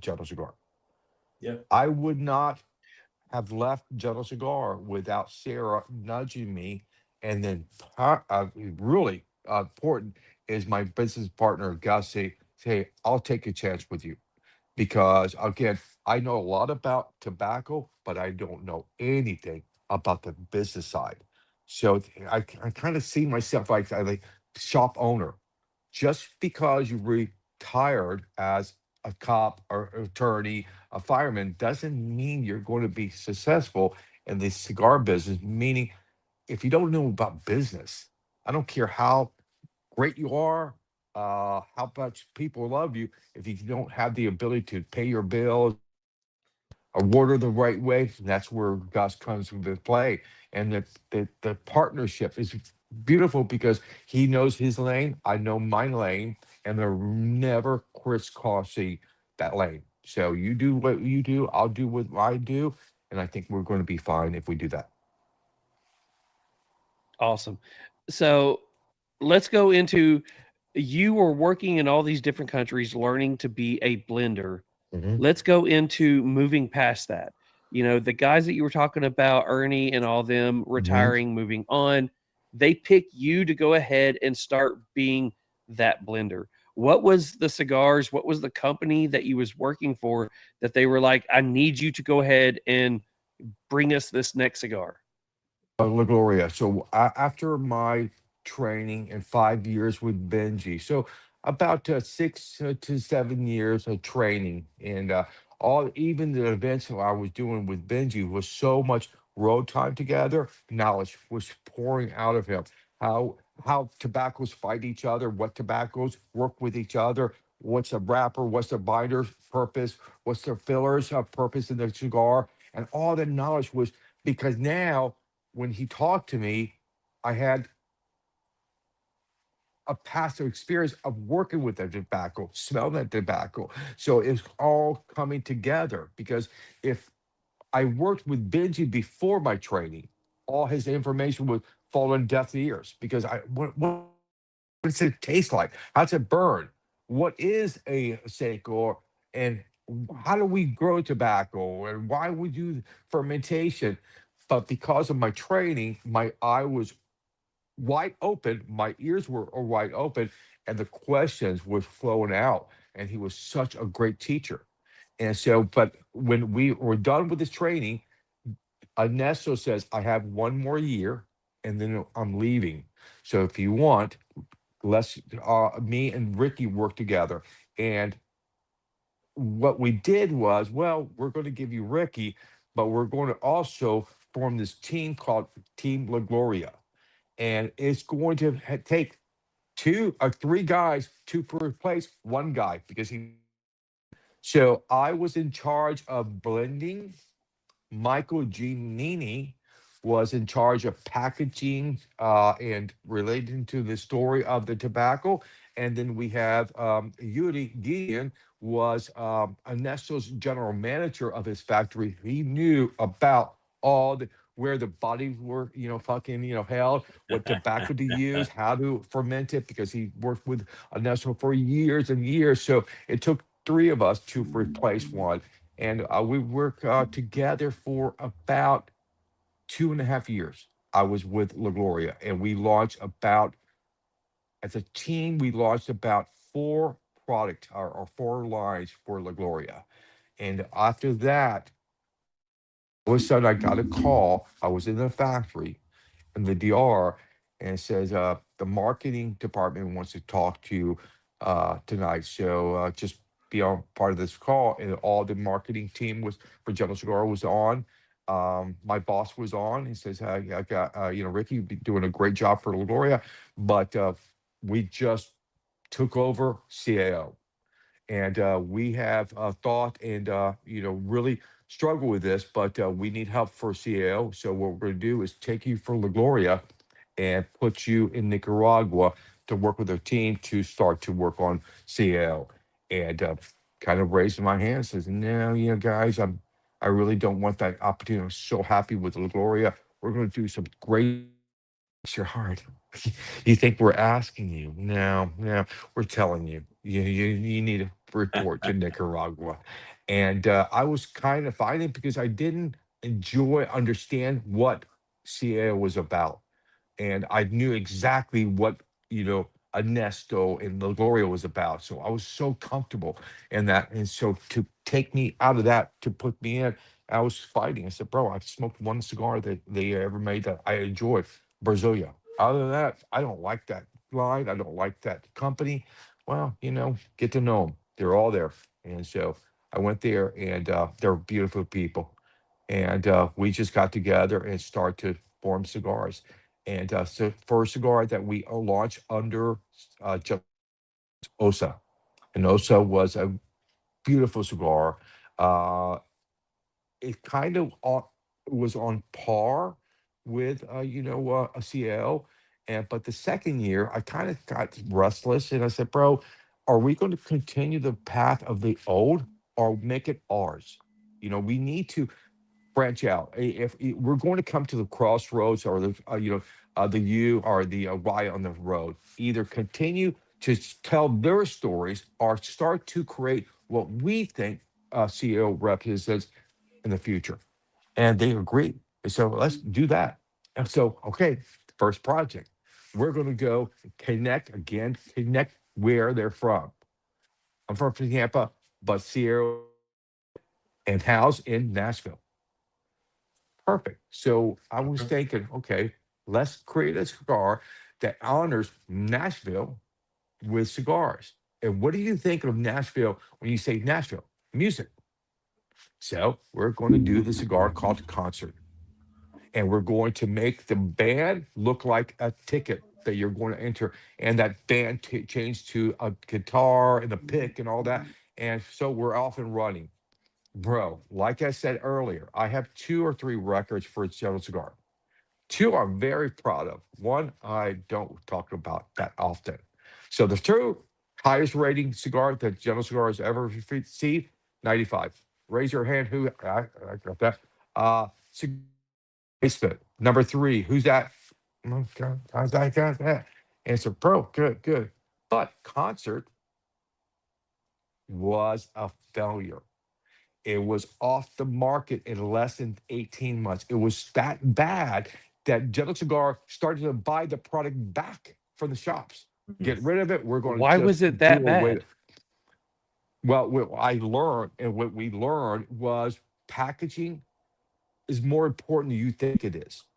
You thought that a good cigar could overpower back packaging, bright packaging, long, just out of place packaging.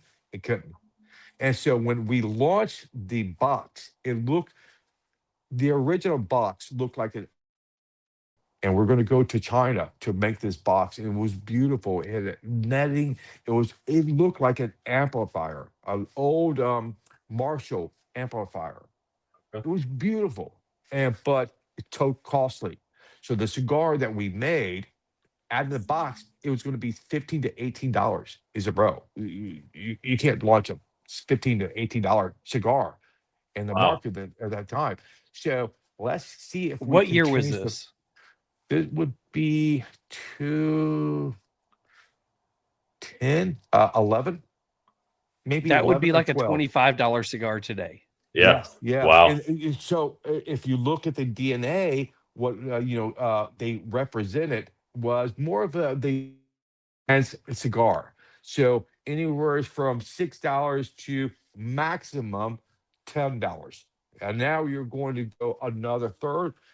So let's see if marketing can change the packaging and make it cheaper. So and they did a paper wrap set box. It's just a screen printed, put it on, and it looked like it was horrible. It was horrible. So bad that even about 10 events into it, I was hesitant to book another event because it was the complaining was I couldn't take it anymore. And I Wow. said, I don't want to do. You have 75 events scheduled Wow. already. Bro, this is number. I can't. I can't. They don't like the cigar. I look like a fool out there. And so, bro, Wow. you need to do what you do. So I was starting, and so I was kind of worried. I thought it was a cigar. The package was okay, kind of gimmick, but I saw it was a cigar. And so I started to take the cigars before I went to the shop and took the bands off and put them 2 or 3 in my pocket. And here, I mean, hey, bro, how about the count? Yeah, bro, I don't like that. I'm so sorry, Ricky. I just don't like it. Really, really. So bro, I'm working on a new cigar. Can you smoke that quietly? Yeah, yeah, yeah. He smoked it, bro.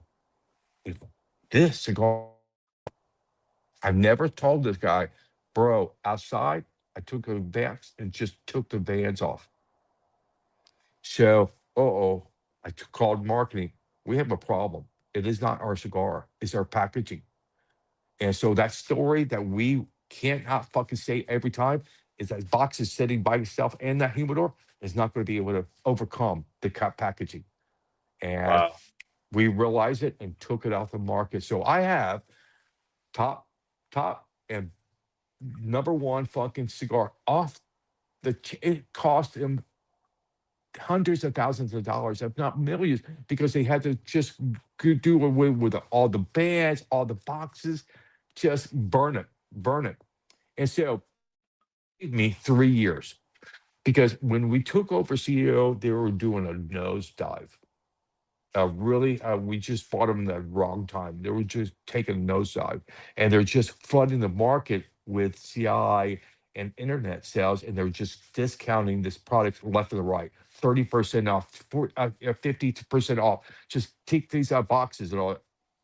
And so he said, Ricky, if you don't correct this, what we're going to do is sell it to a house company and make it just a house plan. So like CI will own CL, you only can purchase it through CI, but Okay. you have, 3 years, and we don't want that to happen because we paid a lot of money for this company.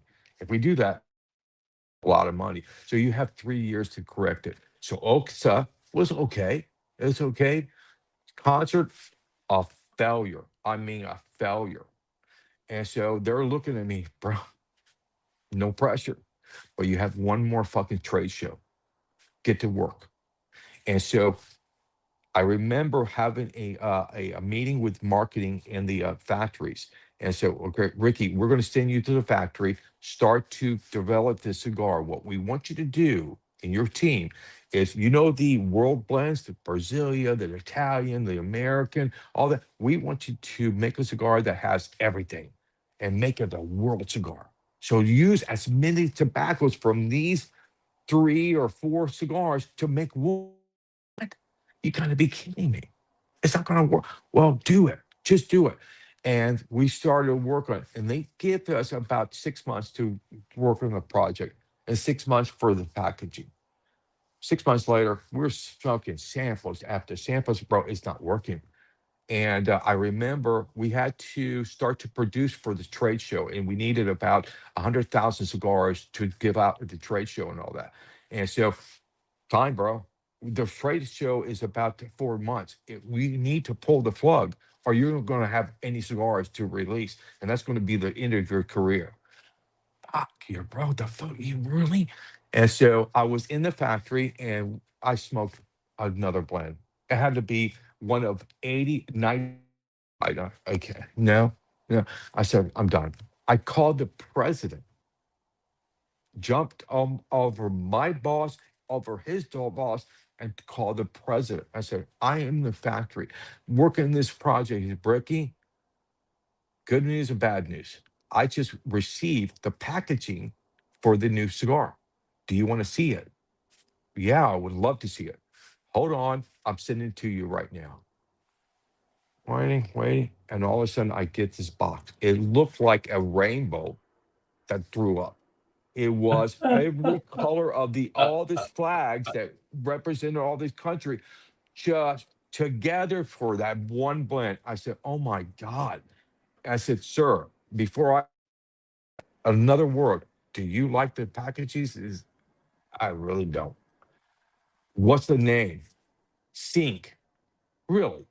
Like the boy band in sync, and there's a rainbow flag that threw up. You can't, bro. I'm not going to stand in front of everybody saying, can you try my new sync cigar with a rainbow flag? Bro, and the cigars are horrible. It's not working. What are you going to do, Ricky? You only have 3 months or 3.5 months to go. I said, bro, I have this crazy concept that I really want to share with anybody, but balance is time, called the flathead. He said, what is a flathead? Oh, based on old car. And you know what? I'm in the factory. Let's do this. Let me call Mark, destroy everything. I'm going to bring some cigars back. I got with my team. This is on a Tuesday. I got with my team after he's broke. Tomorrow, I'm going to make one blend. I want the team to make one blend, and we're going to decide flathead. What's the flathead? Don't worry about flatheads. I mean, let's do the cigar. And we started, and so on Thursday we smoked the cigars, and we all agree, Ricky, your blend is the best of the two. So we're going to go with your blend. But I'm smoking my blend. I said, bro, I was going to choose your guys' blend because it's cooler, but you has more flavor in yours. But the so hot in my mouth. We need to cool the cigar smoke down. Either change the recipe that's going to change the cigar that we love. And one of my rollers that always worked with me said, Ricky, box press it. I looked at him, who's a smart one here? I'm the blender. You're just a roller. What the box? Let's box on Friday. Only takes 24 hours. On Friday, we smoked the box press. This is good, bro. Okay, roll me fucking 25 more, and I'm going to take it to New York. So I didn't go home. I went straight to Richmond. That was where they're based. Which I said, I have cigars. Sit down, let's smoke it. And they're all, okay. What's the packaging? Flathead. And we developed the flathead. And that was it. It went through this to this rocket because it was it's today the number one selling cigar for CO. It's Yep. finally beat Brasilia years ago. It's number one. And it's 6x60 is the number one size that General Cigar produces for any line. They make Wow. more 6x60s, sometimes more than a whole line combined, just one size.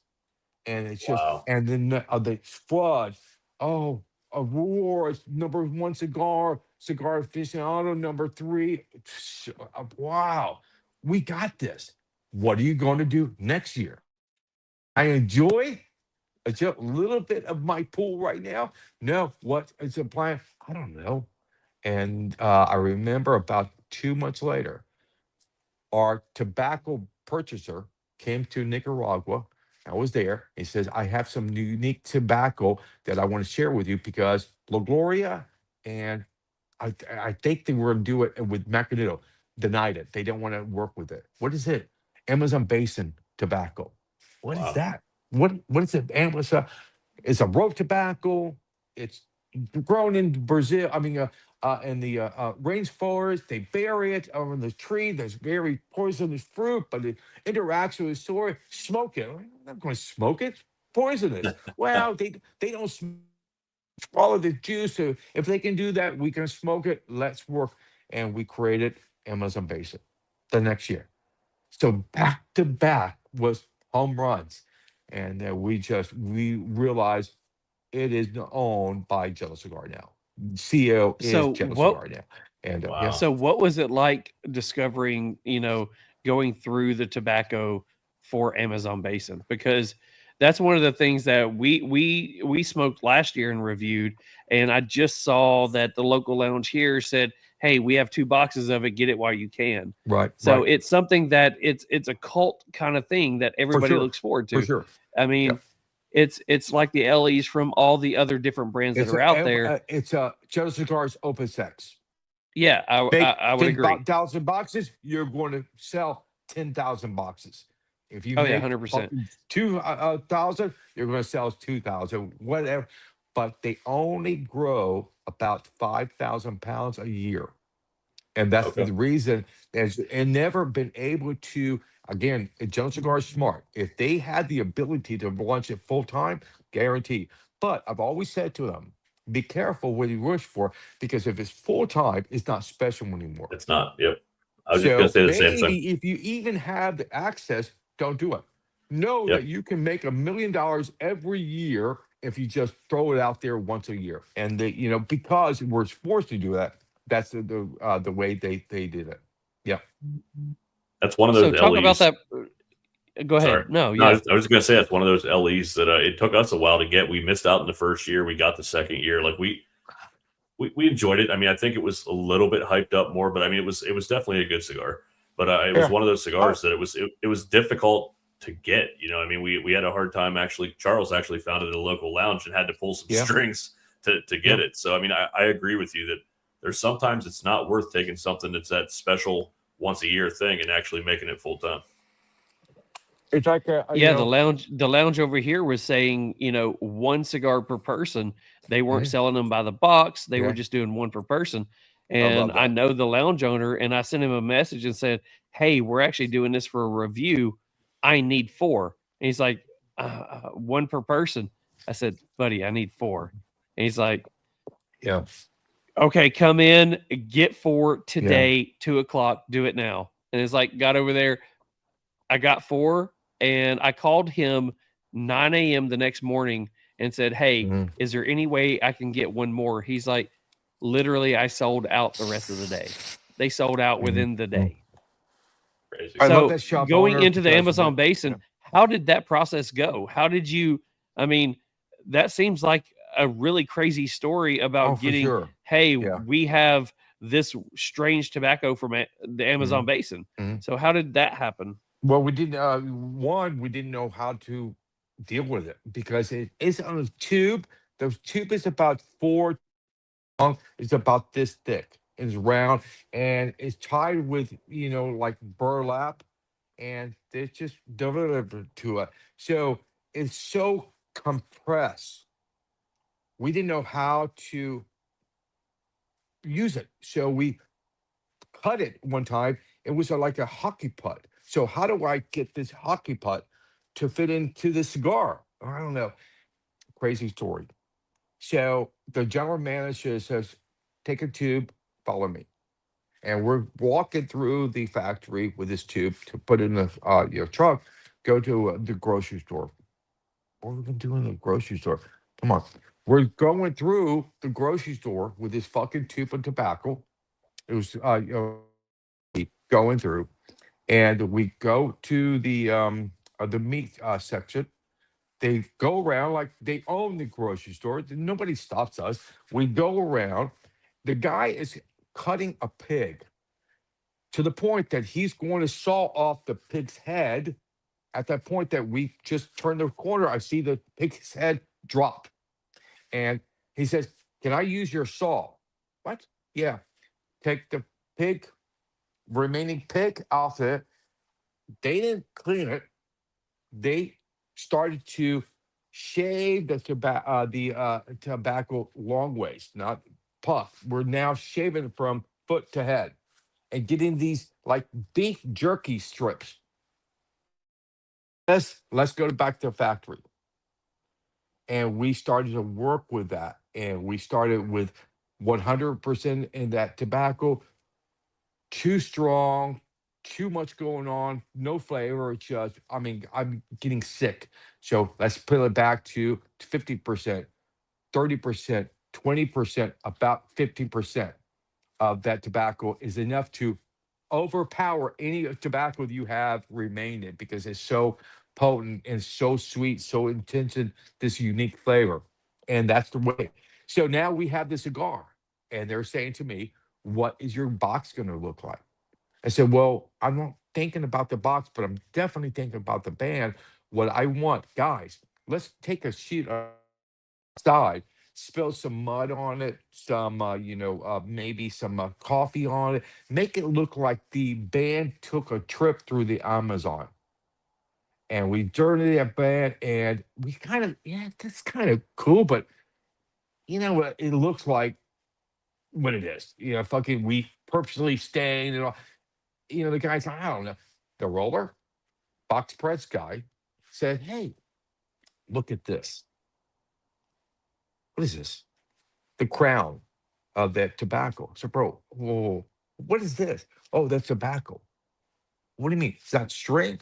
No, it's the tobacco. When we trim the edge of the leaf for your wrapper to make it even, we and we sell that to machine guys. We sweep it up, and he said, "Bro, look at this. I'll take that, roll it, I take another piece, I roll it, and all of a sudden it's a string." Really? So, okay, let's do this. Okay, so here's a cigar. I'm going to time you. Make that band. 1 minute, 2 minutes, bro. 3, 4.5 minutes. Stop. I'm finished. Okay, we need about 75, no, we need about 200,000 cigars.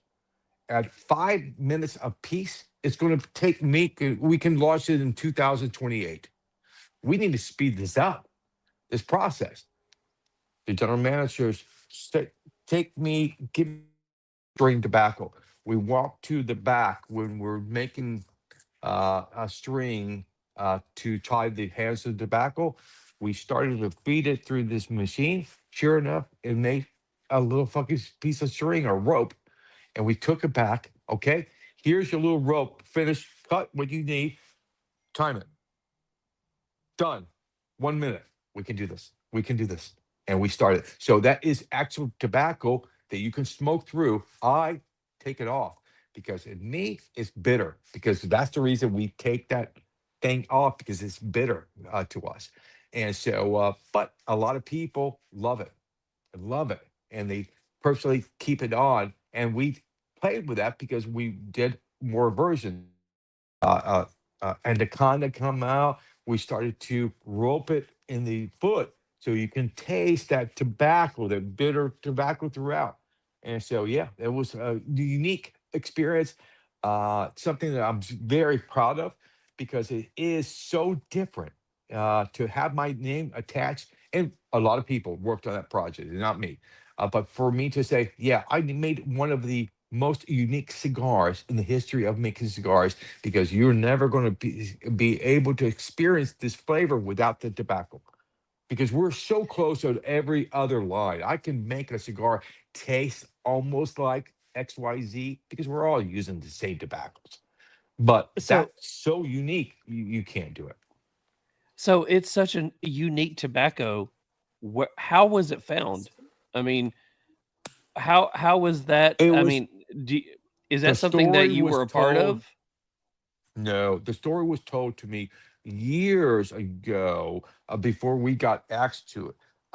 Philip Morris wanted to do this table book that shows the history of grown tobacco, but mostly focus on families growing tobacco because they thought eventually what's going to happen, the corporations going to dominate growing tobacco like they grow everything, corn, everything. And so before that happens, let's go around the world and with the unique tobaccos. Oh, I don't pipe tobacco, cigarette tobacco. What are you growing? How are you growing? We're interested in taking pictures.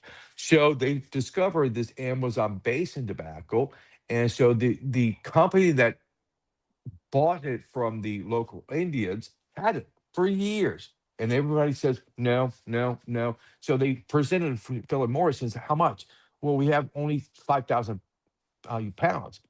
Bro, we're in the cigarette business. We need 5 million pounds to turn the machine. So denied. Every company's like smoking it. How do we work with it? What's it taste like? They chew it. They don't smoke. Denied. But this guy was always searching for unique tobaccos, especially for CAO. Why they thought it was good for Macanudo or La Gloria at first, I don't know. It just didn't fit. That's where somebody thought new tobacco, like introducing tobacco from Colombia or from Europe or for the Italian blend, and so give it to CEO, and we just played with it and create that great cigar. So would you say that that would probably be the cigar while you worked with General Cigars or CAO, that that would be the cigar that you're most proud of? Mm, no, proud is not the word because again, most surprised, yes, that it worked. Proud of Cologne in What my eyes what because would yeah, Cologne, what would be the that cigar, cigar? Cologne. When we Okay. introduced to the market Cologne, because we worked on that to bring back a fermentation process that we were doing in Cuba 100 years ago, called a very small circular Cologne. This is where we, ferment tobacco and the circular. And so it was unique and it takes you double the time to ferment the tobacco. So a lot of money spent. That's the reason they gave up on it because it's too costly, too timely. So we're going to bring that back. So that's one of my most proud of is Cologne. But how do you take away what made me? It would be flathead. So those cigars are besides West Tampa, one of you know, the stories I tell about my day will be about those three cigars. So now that your hands aren't in those 3 cigars, I know the Flathead's still out there. I know the Amazon Basin's still out there. Now that Mhm, your hands are not in those cigars, do you go back and smoke mhm. those and think about Oh, for like, sure, hey, for sure, you for sure. Yeah. so is it If one of you those go to things where you my look back and reminisce, or is it like, ah, now, it was I better think I then? just enjoy it. I just enjoy it. So There you go. before I left Cigar, I didn't know if West Tampa was going to work, and I called the girl that I worked for years to send me product for my events or samples that I need. I said to her, "Yeah, I'm leaving Joe Cigar," and I don't think I told this story. So I said to her, "I'm leaving." Oh my God, it's not going to be the same. Oh my God, we love you, but I'm cry, cry, cry. But before I leave, can you do me a favor? Send me one box of every blend I've ever created for Joe Cigar, including Lugoria. That's amazing. Bro, for sure. For sure, I'll do that for you. Oh my God, Ricky, I love you. I love you too, girl. Thank you so much for the years you fucking dealt with me. And so take care. About a week later, I'm traveling. My wife called me, says, "Hey, UPS is here." Okay. We're getting deliveries all the time from cigar shop. No, bro. This is a semi truck is here. And I'm watching from my window right now. They're a trailer off so they can, okay, hold on. There's a pallet coming off of the truck. I don't think it's, oh, they're driving. Yeah, they're delivering a pallet. I'll call you back. And she called me back in about 5 minutes. Oh, yeah. They just dropped off 2 pallets worth of cigars. This little Amazing. sweetheart gave me about 10 boxes of each blend, a size that I ever created. So today, if you go to my little humidor that I have for my fucking garage raccoons that come here for free cigars, it's loaded with CL. And See, I was going to one ask or that two, is if you had some of those oh left. yeah, bro, I swear to God, I'm not trying to impress anybody. My wife hates it. I have a room that is loaded with cigars. I mean, boxes. I mean, I had one time thousands of boxes. Bro, I'm so proud of my guys in the garage. They have Amazing. smoked so many cigars, and they're getting through these cigars. But now in the cabinet, it's got about 80% is CAO and about 20 because I have to pay for the West Tampas you're smoking, guys. Yeah. So smoke more of the CAOs because they're free. But yeah, I'm still, and I talked about it. And a lot of people have said to me all the time, "Ricky, should I still be enjoying CL because I want to follow you?" And yeah, I want you to buy West Tampa, but still, I've still smoked. I've traveled. Every time I travel, I guarantee if you ever see me, say, "Do you have a CL in that bag?" For sure. For sure. It's a part of my DNA. How did I just take that out of my storytelling? Oh, I don't like those cigars. Well, fuck. I thought you did. Well, I did. So, yeah, for sure. Wow. No, it's All right. absolutely. And then, all right, we're going to have to fast forward. Now, Well, after see, that's Joe where I was Cigar, going was we heard Sarah talk about how she got you into, teaming up with her. That's where I was So I going think to. Yep. I think we need to go into West Tampa. how you left CAO mhm, and how Sarah convinced you into doing what you're doing and the processes because it wasn't all about a brand first. It was something much smaller. So let's it was fast going to be a forward shop. into let's go ahead and talk about how you and Sarah hooked up to be, working Well, partners. Really, it was not, Sarah. It was Gus that convinced me because I remember Gus, and he was the VP of marketing. And when I was with General Cigar, when he was with General Cigar, he left before me. But we had this friendship. He was in charge of marketing. So I have my direct contact with marketing that I was working with for CAO. So we had meetings, but every once in a while I was on corporate, I would always go by and say hello to Gus. And we formed this friendship beyond cigars because we really didn't talk about cigars. Because it was more just hello, I'm in town, thank you, and see you. How's your family? How's your family? And we got this friendship. So when he left, he was always calling me on specific occasions, Christmas checks, or called me on New Year's Day, say, hey, Happy New Year's, how you doing? Good. And one of these phone calls, and for, hey, bro, I think I'm leaving Joe Cigar. What are you doing? I think my daughter wants to work with me, and I can't figure out. Jenna Cigar is not going to hire her, so I need to do something by myself. Really, Ricky, I've been out of the business. I want to get back to the business. So if you don't mind, can we maybe develop a business partnership? Bro, yes, because I was very worried. I know about tobacco. I don't know about business, and this guy's brilliant. And says, bro, you know what? Let me do this. You want to shop? I'll be your partner. And so where's the shop? It's going to be in Tampa. Perfect. He's in Richmond. And so look, let me see if I can form a business plan. And he says, bro, we can do this. Uh, so let's do this.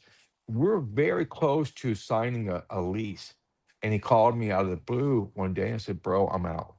What do you mean? We're going to sign a lease, bro. I live in Richmond. You and Sarah and Susan are going to have to run this, this shop. How long you think before you start to curse me that I'm sending you money to do nothing, but maybe pay a bill or two? I'm not working. I'm just here in Richmond. He says it's going to destroy our business. It's going to destroy our friendship. So have you ever thought of your making your own line? No, no, because I'm so happy with General Cigar. Never entered my mind. Let me do a business plan. See if we can do that. Call me back and bro, if we can sell $1 million in business of cigars by year three, we can do this. Okay, if you believe it, let's do it. And we formed West Tampa. And then we launched West Tampa on May the 22nd of 2022. And we're off and running. And it was overwhelming at the beginning, the success, because of my history. People were calling me, bro, where and bro, I don't know the cigar. I don't know the price point. I don't know the story. We're opening shops before we had a cigar.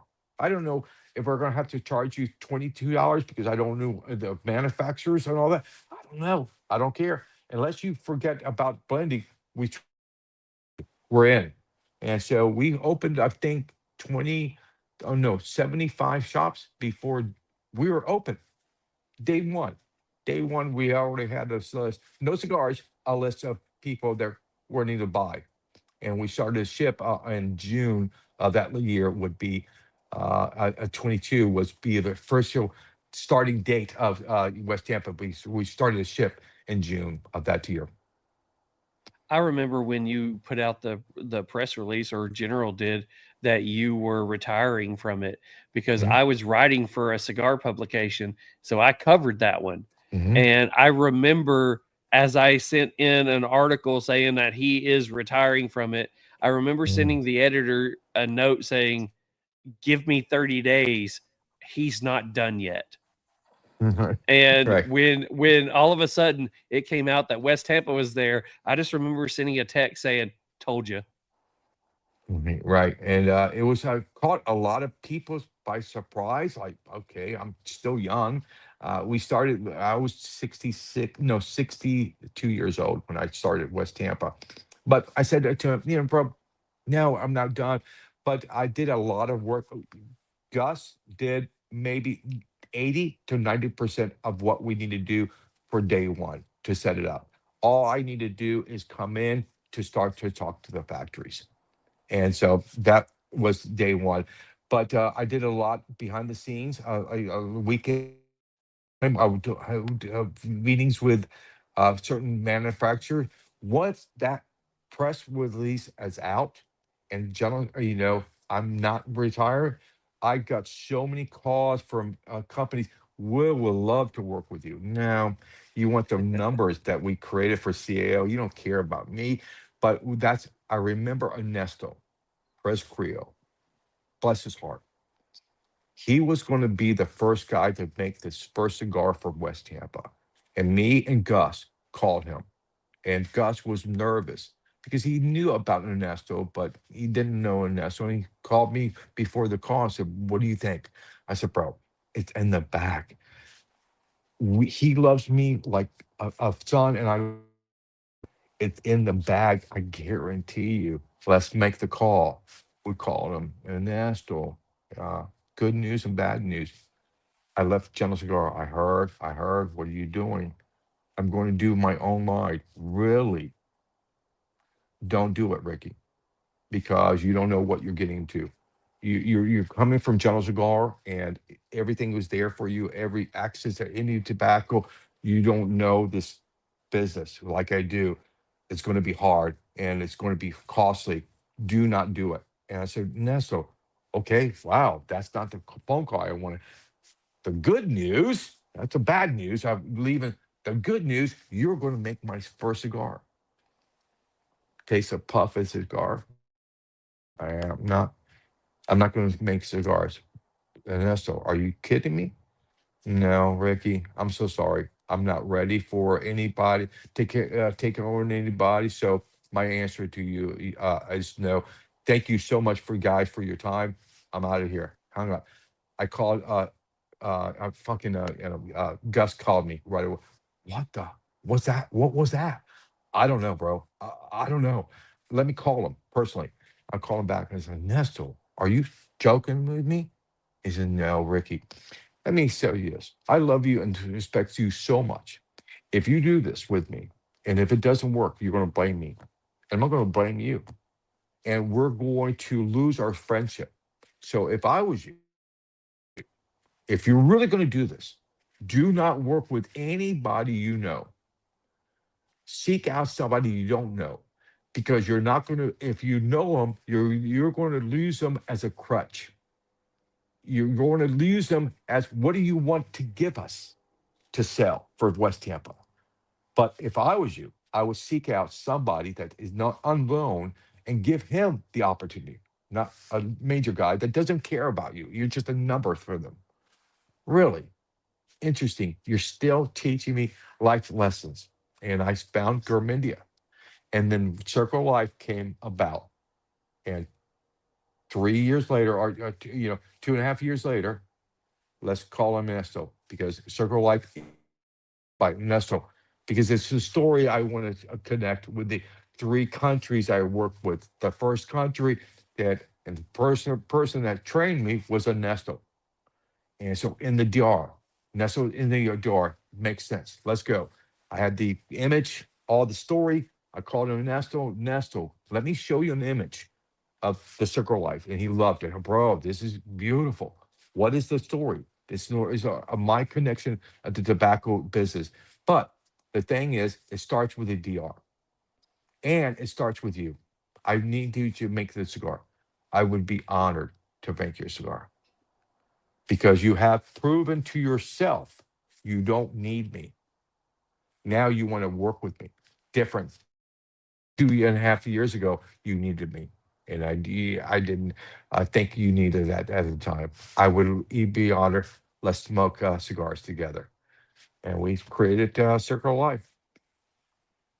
So you Wow. started and you came out with like the white and the black first, then the red. Mhm, mhm. So No, again, no, we how we long started was with it? How long was it until you came out with the Circle of Life? oh, so the first box we introduced was white and black. We Okay. knew year 2 that we want to expand to another blend, another a blend. So we knew that, but because we're so really don't want to put the pressure on our shops right now to bring in a new line where they're trying to concentrate and help us lift our company on white and black. So what do we do? I said, Gus, let's do this. Let me create a series called Agri Series, and we'll test the blend using this concept. So now you can buy one box and test it and see if you know, your fans love it. And we launched Attic, and Attic blew up on us, blew up.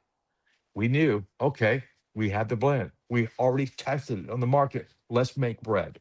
And we made bread. And bread was, we did with Attic.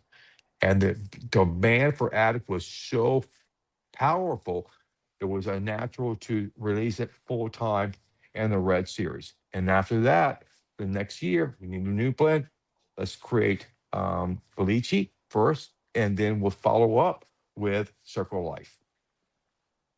When did Attic Series actually come out? Do you remember? Attic Series came out in 2023. 23. Okay. So I just had to look back on my phone. It was my Mhm. first cigar I had from you, and it was Attic Series at my Yeah, brother-in-law's place. It was in March of 23, and yeah, that's the one that kind of took me down the line. I had never had the white or the black at that point. I had the Attic Series, and then right. I fell in love with the red, and I fell in love with the Devil Crab now. And I mean, I've had the whole line, but I honestly the Attic Series took me down a path with you guys, man. It was awesome, and you're right. It was really hard to find. My brother-in-law found it in Virginia, and he saved one for me, and that Mhm. was kind of what took me down that rabbit hole. So yeah, good stuff, man. And yeah, we That's wanted amazing. to So launch. Yeah, we wanted to launch the cigar one time, one and done. A year later, there was still. I said, guys, it's red. I don't care. We need, and so we Yep. launched it again. The last year we launched it again, and it was sold out. And so, but now we're on to this year. We're going to do the second Attic series. This Okay. second one for Attic this year. I think we're going to release that in October of next year, maybe September or October. Love it. We're Love it. going to finalize the trilogy of the Belici and the Double Crab, and we're going to release and finalize the food theme.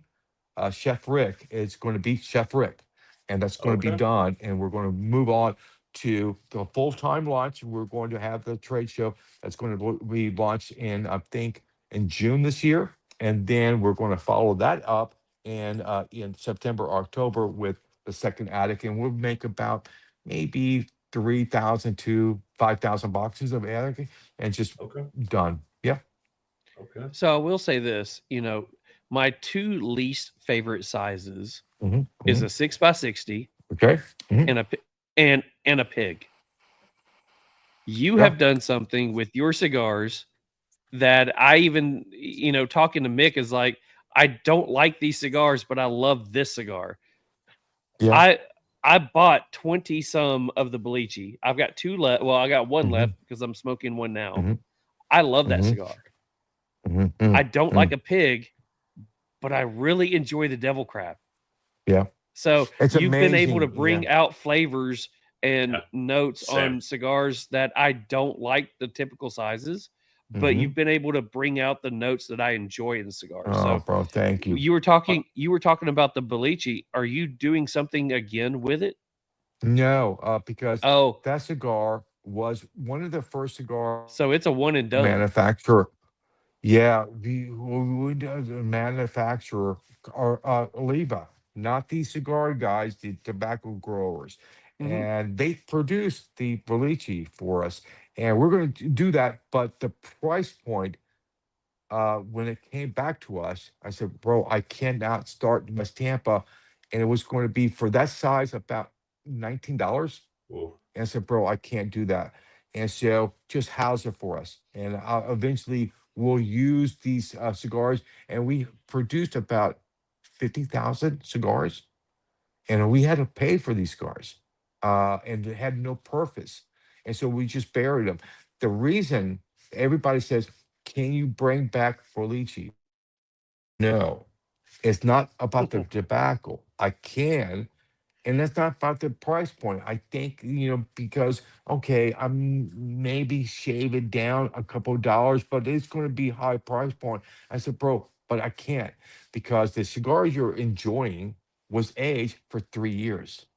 Yeah. Oh So if wow. I give a cigar today, the same blend, and oh, this is different. It won't be the Why? same cigar. Yeah. Exactly, because I didn't age it, and I don't have the resources today to just make something and just age it for 3 years again. So So I will, now, yeah. before we move on to what we call hot box questions, we'll explain in a Mhm. second. I also wanted to tag on to what Charles said. I also do not. There's one size that I really. Did you leave? Where'd you go? No, I hear Oh, you. I'm just okay, getting something to drink. okay. No, you're good, man. The one size that I don't love, I guess, is Mhm, Lancero, mhm. and Okay. one that you sent us is the red Mhm, Lancero, and mhm. I've actually had people tell me that if you love the red in a Toro size, you need to try it in a Lancero, and amazingly, just on cue, you sent us one today. So Right, I almost refuse. I have huge hands. I feel right. weird smoking a Lancero. It is what it is. But everybody's like, you got to try the red. So you know what? For you, I'm going to try that red as soon as it warms up a little, and I will text you and let you know what we thought of it or what I thought of it. But Well, everybody tells guys, me it's amazing. you really want to be amazed? Try the red. Okay, let's go back. When you look at the line called black, white, and black and white are very close to each other. Matter of fact, they're same Mhm. wrappers. If I blindfold you, you think the black is Maduro. It's not. It's just natural that we age a little bit longer, turn the color blacker. Okay. So if you look at the recipe, it's very close. So how do we give you two cigars using virtually the same tobacco? Okay, old training from Benji. With a white, I want you to highlight your wrapper. I'm downplaying the filler, but because I'm using the same wrapper or black, I'm going to downplay the wrapper and highlight the filler. So you can experience the cigar. So, bro, I'm receiving the flavor from white from the wrapper, but when I smoke the black, I'm receiving it from the blend. Wow. So, knowing that, I think the worst one, God, it's hard for me to say. The worst one of the three would be the black. Why? Because I'm taking out all the fillers, concentrated on. So if I was you, I would definitely try the white. The white is, but when you look at the red, what we wanted to do is highlight both together. So you two guys can smoke the same red, but you're going to say, I'm tasting that sweetness from the wrapper. And then Nick, you're going to say, no, there's some spice. No, you're tasting, your palate is picking up the blend. Yeah, the So blend. it's kind of equal. So that's the reason you can enjoy the red. I said, bro, but if you really enjoy the red and say, I'm taking the spice, you're not going to like the red. Okay. But if you say, oh, I love the sweetness, you're going to love the red. Okay. And so that's the reason I love the red on the stuff. But all the it's not in my top favorite 10 sizes. I Okay. am not a fan of Lanceros. I am not a fan of the pig. I'm not a fan of 6x60s. I smoke them, but I'm not. I would draw more to a Robusto or a Toro way before I pick up a 6x60. And I had cigar of the year based on a 6x60. Yeah. So, but I also agree with Charles. There's something about the flavor and these sizes I can overcome. That's not my size, but I'm Agreed. enjoying the flavor of the cigar. So I'm going to not paying attention of the size I'm smoking and enjoy the cigar. Absolutely. I will say the only 6x60 cigar that I actually smoke and enjoy is this one. Mhm. You going into that, looking at your core line of the white, the black, the red, what is your Mhm. favorite size to smoke in each of those? What is your Oh, favorite it's a size to great smoke, question. period? That's a great. Well, Toro. I mean, I'm you're the just so chef, used so to. Yeah, a Toro with me because it just gives you that opportunity to really enjoy the full cigar without concentrating on one or the other. But that's a great question, and never anybody has asked me that question. So if I look at the white, it was the Robusto that I enjoyed out of the three sizes, but the little Lancero, that's number one. So in black, I'm not a fan, but I think the performance, because it's so concentrated on the filler, I need more. I like the 6x60 and the black. Okay. And then the red, I just like the Toro size. Okay. That's a That's great awesome. question, Charles. A great that's question awesome. because So every I'm cigar going to take those notes performs. and I'm Yeah. going to try those, Yep. those Yes. and those sizes. Yeah. Yeah. Love it. Because every manufacturer, if they have multiple sizes, there is a favorite size, not his favorite size, what he's going to say to experience the full story behind it. I would choose this size. It just works its magic. That doesn't say the other sizes are bad, but it just, to me, my size would. Now you can say to me, Charles, I did that, but I still think the Toro represents white better than the Lancero. Yep. So Personal yeah, but preference. that's Absolutely. exactly it is. It's the beauty of cigar. What do you It care is. if I enjoy it or not? Yeah. What's the body? What do you mean? The body of a cigar. It's my Yeah. body. I don't know what you're smoking. If you're smoking Macanudo all the time, the black is going to be full body. If you're smoking Popine, the black is going to be mild. So what do you mean, Yeah. Bob? You're not kidding. Yeah. Yeah. So if you're looking at a cigar, if you're going to go try a cigar from any other line, is there a Mhm. size that you go to generally? Like if I see a brand that I haven't tried, or if I see a new line from something I haven't tried, and they've got a Corona Gorda, Mhm. I'm all over that cigar. Okay. I love that size. Mhm. Do you have a size preference that when you're looking at something in a humidor that you haven't tried, or something that you look for? The Toro. I'll go try, and if they don't make it, I'll go smaller, not up, to Right. try that blend. But a Toro, because it was what we really all train with when we were making cigars in the factories. A lot of times 5.5 to 6 inch cigar. It's going to be a 52 to 54 ring gauge because you know how far you can go down and how far you can go up and not take away all the story, the body or the flavor of the cigar. You know how far each way you can go using that kind of 52 to 54 ring gauge and how far each direction you can take that cigar. Amazing. Mm. All right, Yep. so Rick, we do something towards the end of a show that's called Hot Box Questions.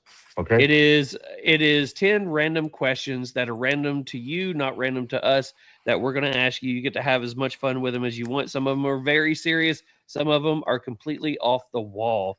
But before we get things started, we do have to ask you, are you willing to play Hot Box Questions? Has anybody said no to you? Of course, I want Not to yet. play Not hot yet. box. All right, so Mick always has the first question. Mick, what is your first Hot Box question? All right. So I always like to start it off weird. We'll get a little more serious as we go. But what is your least favorite sound? We've heard everything from dogs puking to babies Yeah, crying yeah, to yeah. I mean, just giving you an example. Um, Least favorite sound. scratching the board. Anything like Chalkboard. that. Okay. Yeah. anything that Sarah, just Sarah creeps getting me mad out. at him and yelling at him. It's so normal, you know. I All tuned right. So that out. question number 2. Mhm. A lot of your stuff on here and some of your new posts that you've started has Mhm. become Chef Rick. Where did Chef Rick get started? Great question. Again, Charles, you're fucking fucking home runs after home runs. He's on it. Chef Rick was started because when I knew of years, okay, I'm the blender for CL or West Tampa. Everybody's kind of okay, but one guy says, "I'm sorry, what is a blender? What do you do?" Oh, well, great question.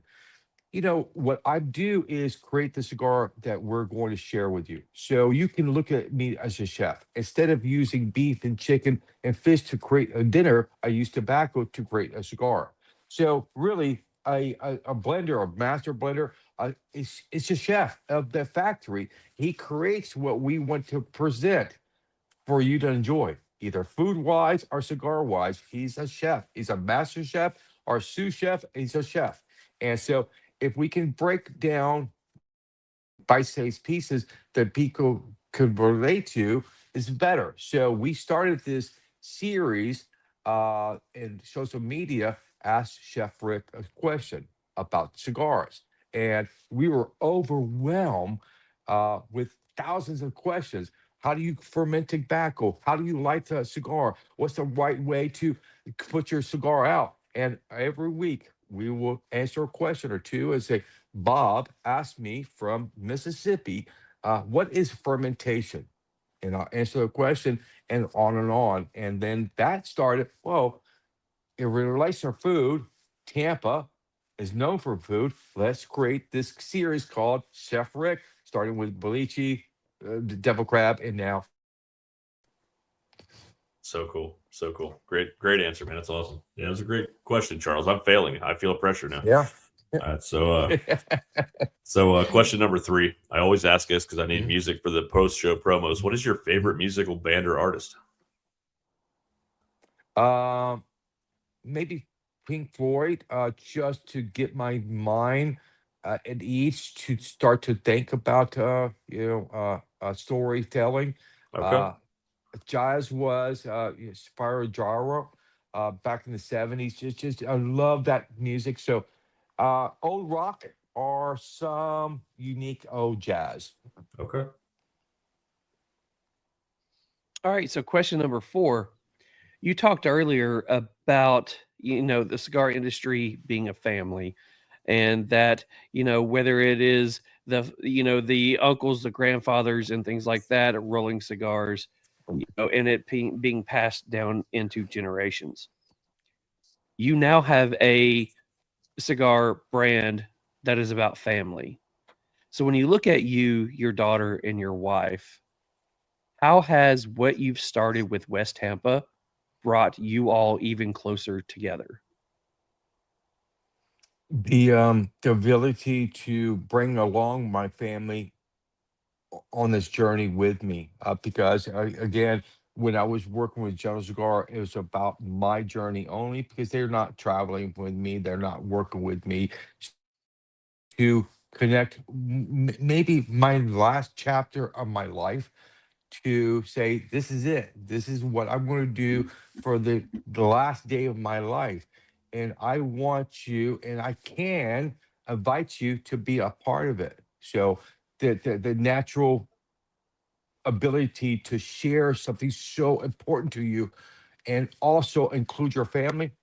Wow, Yeah. again, why me? Why have whatever gods you believe in bless me? Say, we're going to do this for you, and we're going to put you with people that you really love and respect, and they're going to be a part, not a ride with you, a part of your journey, or your last journey of your book of your life.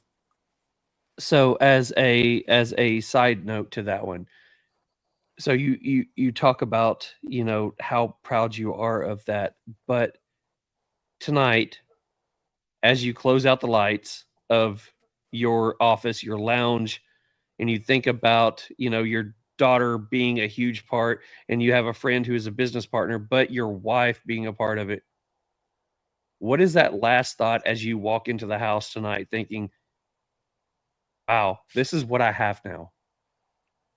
Happy. I'm gonna go away. I had a great time with you guys. Um, yeah, it's good. Happy thoughts. Again, why me? Why am I You're so living the blessed? dream. Yeah. Why am I?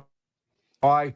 Because if you really start to peel this onion, what the dude was in the 70s, and the young Ricky was not a not a bad person, but didn't have direction. And my wife, when I found my wife, she really said, "What is your purpose? You think it's this? That's your old street way of thinking." I ran away from my house when I was 15 years old because I thought it was better on the streets when I was living with my family. It was chaos. And so all that journey, ups and downs, uh, you know, to be where I'm at today is something that I should really think about to help other people, not to say to you can be a cigar man. No, you can strive for any dream you want if you have two things: a work ethic that I'm going to work my hardest, and support from your family and friends. If you have those combination, you can be the cigar master. You can be the owner of the flower shop. You can be whatever you want to be as long as you have those two things riding with you. If you do that, you can be anything you want. That's the reason I want to write a book. So if you look at me today and what I was yesterday, there's no way that you will say at 20 years old, Ricky's going to be, he'd be in prison, if anything, in 10 years. Because that was the direction I was heading, because I was learning from people in the streets how to survive. And people got in my way, said, "Bro, you're so much more than this. You need to stop this and do this." And it's just a beautiful, beautiful, story to be sold.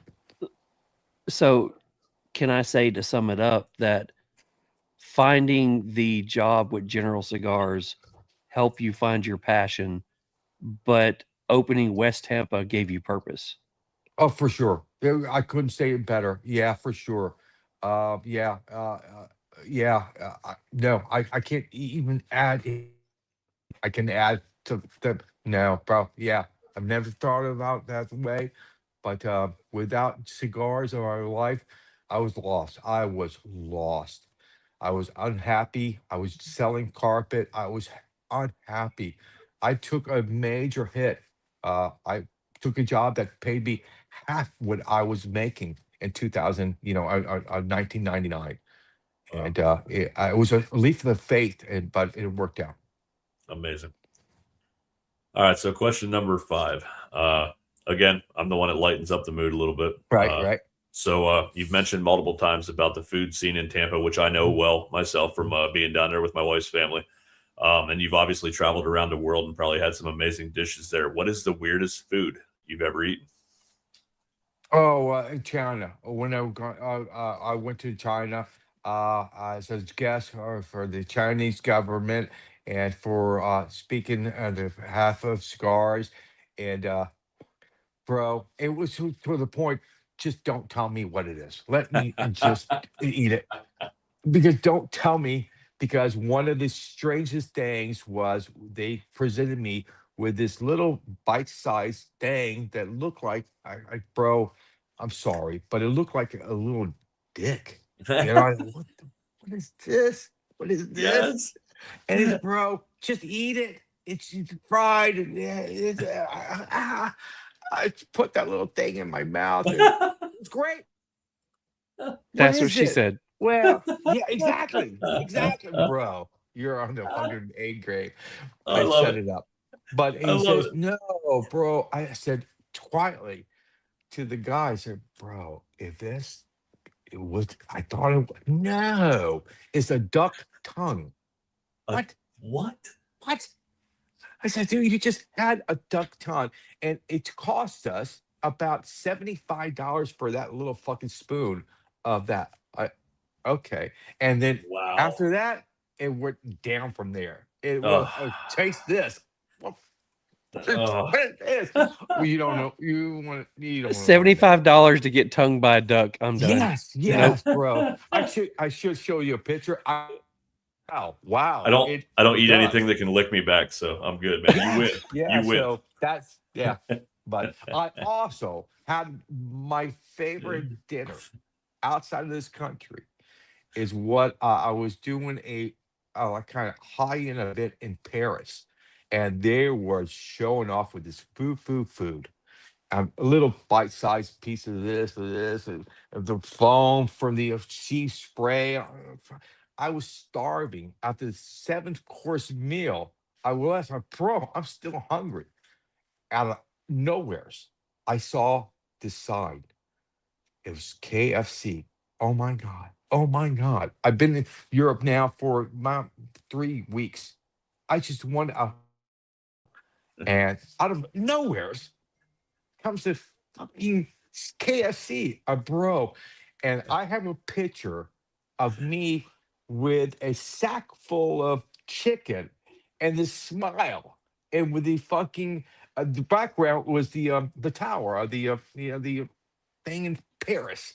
Eiffel Tower. I got all the way here to enjoy after this KFC. $1,000 dinner that was presented to me.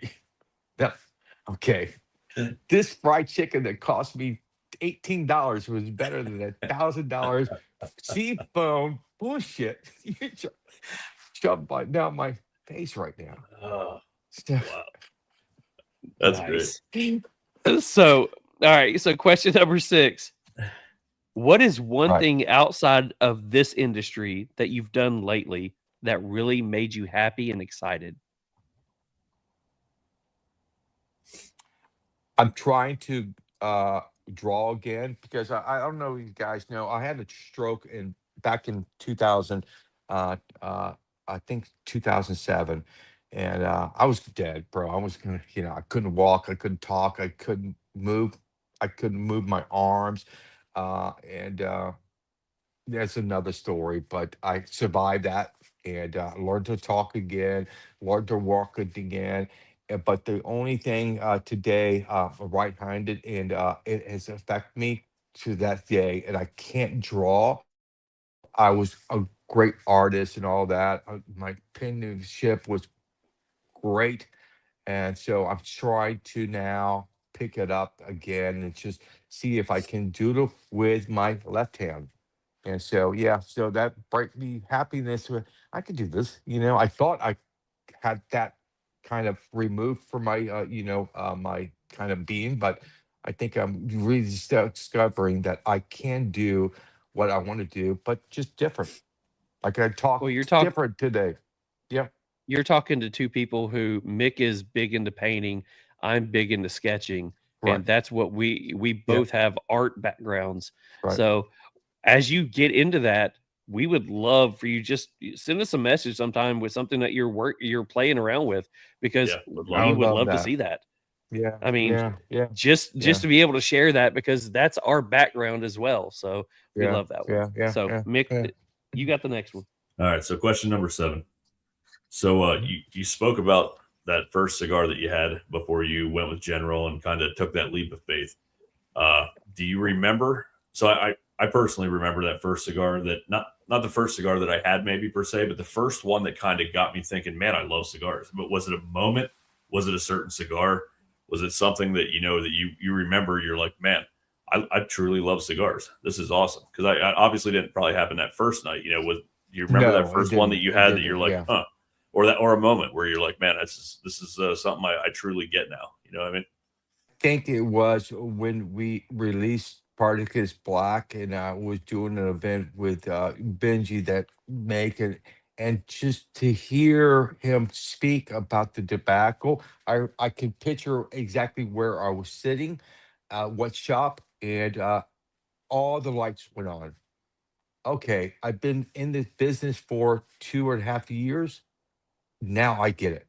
I maybe because I was rushing everything, knowledge that was given to me. Yeah. I just want to spit it out. I learned this, spit it out. I learned this, spit it out. Never taking the time to really stop, enjoy that little lesson. What did he really share with you? Just don't. And out here, you're missing this area. So stop. And that was the first time that I took a draw and say, wow, okay, okay, got it, got it, got it, Love it. got it. Yeah, yeah. Amazing. That's the stories we love to hear, man. It's amazing. Great, Yep. great answer. Yep. hmm Charles, you're on mute, buddy. So, question number 8. What is one childhood memory that still makes you laugh today? Um, shooting my best friends. Yes. Today I laugh about it. When it happened, I was crying. But today, what I got through, I have to say, wow, I laugh about it because I can't share more because without saying this, we are going to create attic is my playground. It is my ability to get away from the kind of do this way and have fun. And so the first attic was about this. Like this is a series of me sharing unique stories of me and who. And so the first one is the story about the shooting of the year. And we're going to call it square grouper. If you don't know the term square grouper, if you're fishing in Florida and you pull up to your boat a bale of marijuana or a brick of cocaine, you go back to the thing and said, what did you catch? Square grouper, square grouper. And that connects to a gunshot, cocaine, the cops, and me surviving those 3 things. Okay. Sounds like another Well, all right. story, but I like it. I love it. Yeah, yeah. That's awesome, man. Amazing answer. All right. So You get it. The truth. I love it. The my last one, question number 9. And I finally get a little bit more serious for towards the end here. If you could have a cigar with any historical figure, and I say historical figure, but it could be anybody that's important to you in your life, dead or alive, who would it be and why? My grandfather. My grandfather. For him to share a cigar with me and say to my grandfather, yeah, you mastered what you did for the cigar industry. You were a master roller, but I took it a little bit farther because of you. And yeah, my grandfather. I believe that both look down and are very proud. Yeah, he's not a roller. He's more than a roller. And so my grandfather for sure. Awesome. Great answer. That would be, I mean, as someone not in your industry, but to sit back and think that my grandparents rolled cigars and to be able to hand them one of your cigars and say, hey, try Wow. this. What do you think? Wow. Yeah, no. Too overwhelming. It would be too Yeah. overwhelming. Just the tear stains on that cigar. Oh yeah. Wow. Yeah. I'll smoke it tomorrow. It's too fucking damp right now. Yeah. Yeah. But yeah, for sure. And my Bravo. dad didn't see it. My mother saw it. She was very proud, but my dad never saw it. So I live all the success through what my daughter and wife says to me. Bro, I love my friends to death. I love Benji, you guys. You can congratulate me all you want, but there's nothing as special as your wife and daughter said you did it, Dad. That to me overwhelms me. Overwhelms me. Oh yeah. All right. So the last question. Do you think happiness is something that we chase or something that we create? Great, because it's in you. It's in you. It's all the time. But there's so much input negative you hearing throughout your life. It's hard to say, that's not me. This is me. I'm happy with now. I'm rich in the area. Well loved. I have more friends I can ever want, family I can ever dream of. So yeah, happiness is there, but it's hard to find it sometimes because all the negativity is coming your way from anything, your family, your friends, your jobs, your post, or what you view. It's all there, and so it's hard to say, "Ah, that's not me." I'm happy, and I'm happy because again, what I make for a living may not make you happy, but that's your problem. I sleep very well, bro. As long as I this, this is my life. This is what I represent. I think is valuable. Sarah one time back in the day asked me, "When were you in your mind successful?" That was easy for me to answer because of my struggles in my past. The day you and your mother could go to the grocery store and I can buy anything I wanted, not go to the checkout. And I remember this. My wife saying back the time when I was struggling to find myself and jobs and all that, either the cookies or the chips, but not both. You're not there yet. Wow. That was a life lesson. So as long as I can afford or and make burgers for my guys who are watching, I am so happy. I don't need a new car. I don't need a fucking beach place. I don't need, bro, I'm past that. If I'm gonna go to the grocery store and see the smiles of my family and my friends, hey, bro, what a great burger. Got it. I won. Bravo, man. Bravo. I couldn't have said it better myself, man. I think we all remember that time when we struggled, man. And Yeah. just being able today to look back and be able to travel and spend time with my wife and go home and see my kids, and do this. I mean, just hanging out with you Yeah. guys and spending time. I mean, this is stuff a lot of people can't do. Yeah. And I think it's We're blessed. we're 100% We're blessed. blessed. Yeah. 100% blessed every What I'm day. doing for a living, what do I do? I smoke cigars, tell stories, and meet great people. Absolutely. Sign me up. I don't care what I make, sign me up because I'm going to be a happy ass man because Absolutely. I am full See, with friendships and love and all that. So that's all I need. I will say to anybody who, owns a brand, you know, you guys may look at it as you are creating cigars. You're creating something for people to enjoy, but you're more than that. You're creating experiences for people to come together who may not ever meet each other any other For sure. time. Mhm. But you guys are creating the atmosphere and the experience for us to come together to be able to do this right here. If it wasn't I for am. cigars, I wouldn't have met Mick.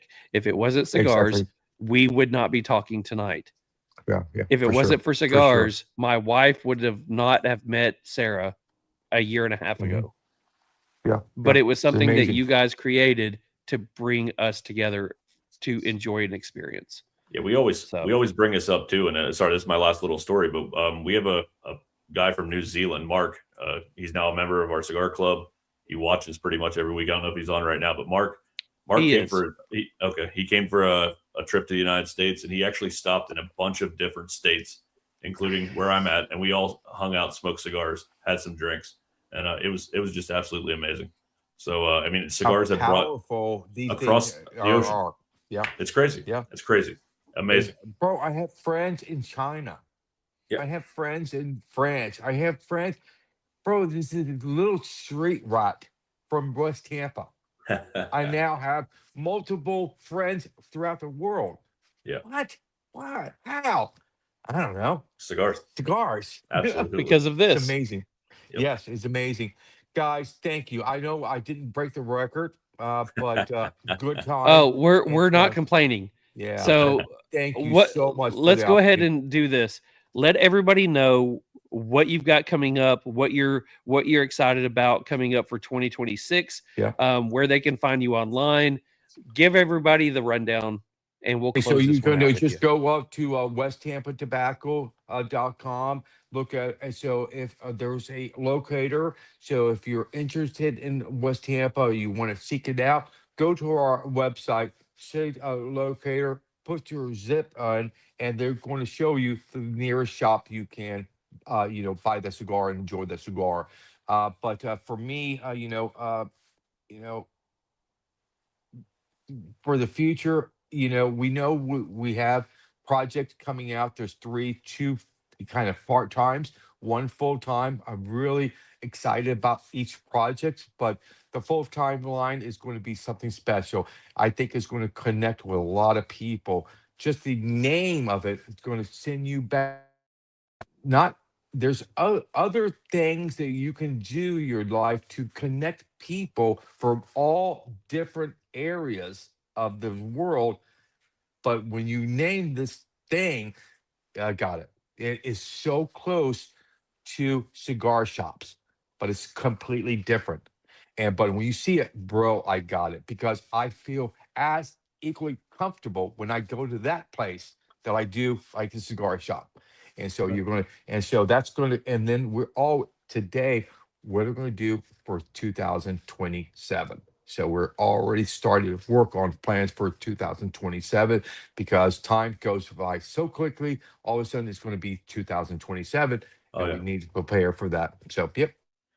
I'm Good. just If I'll close this. If you enjoy cigars, I think we have a cigar that you can enjoy. It's going to be top 10. I don't know. But I think if you are looking for a young company to say, I've been there from the beginning, maybe West Tampa will be that company because what we want to do is when you smoke a West Tampa, it doesn't taste like that one. yeah. And that's the reason we're going to work with multiple factories so we can say, I don't know who's making it, but it's a good cigar. West Tampa, bro, it doesn't taste like red, white, Cigar Life. It's so different. That's what we want to do for everybody. Oh yeah, I'll say my Awesome. last couple bullet points quick, and then I'll let Charles close it out, and we'll let you off here, man. But I first want to say again, thanks for the time, man. And I'm kind of glad it happened organically with Sarah. I could tell that, and I wanted to hear your story, and I didn't want to have her pushed to the side, so we're going to give her her own spotlight, Yeah, and she I deserves love that. that, And bro. Thank we're you. excited about Yeah, that. she does. She does. Secondly, we say this to a lot of our guests that you have an open door. You're now part of the Real Smoke family, man. If you guys ever want to talk about something you're releasing or just get a little bit of spot time, man, we'd love to have you on. You have an I open love window that. at this point. You're part of the family. And I love man, that, bro. I greatly Thank you. appreciate the time. You're an amazing interview, and you did a lot of our job for us tonight. It was phenomenal. So I it love was that, great. guy. Thank you. Appreciate it. So I'll end it up with this one. One of the things, when Mick started talking to me about doing this, he asked me what I wanted to do. I said I wanted to be the VH1 behind the music for cigars. In other words, I wanted to tell stories. And brother, or as you say, bro, you got stories. And Right. I Thank am you, bro. 100% sure that we could do our best to convince you to come on here again, and we could start talking more stories.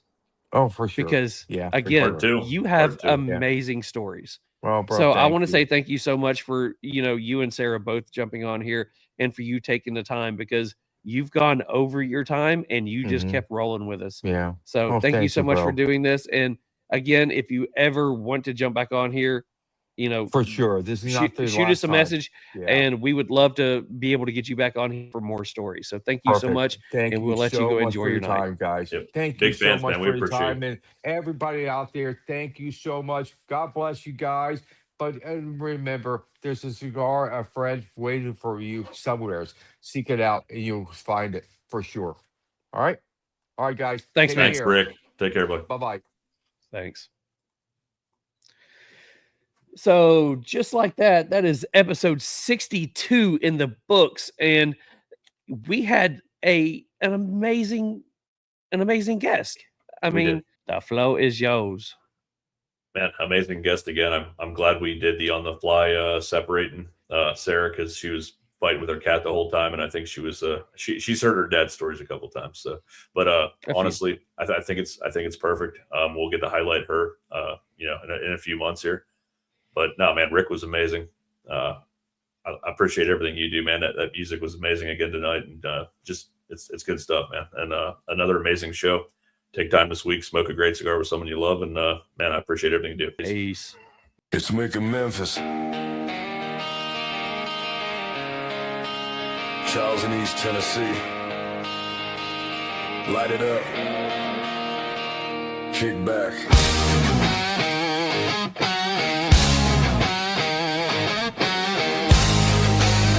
This is the real smoke podcast. 2 mics, 2 chairs, same sky, different air, long ash, slow burn. Every story takes a turn.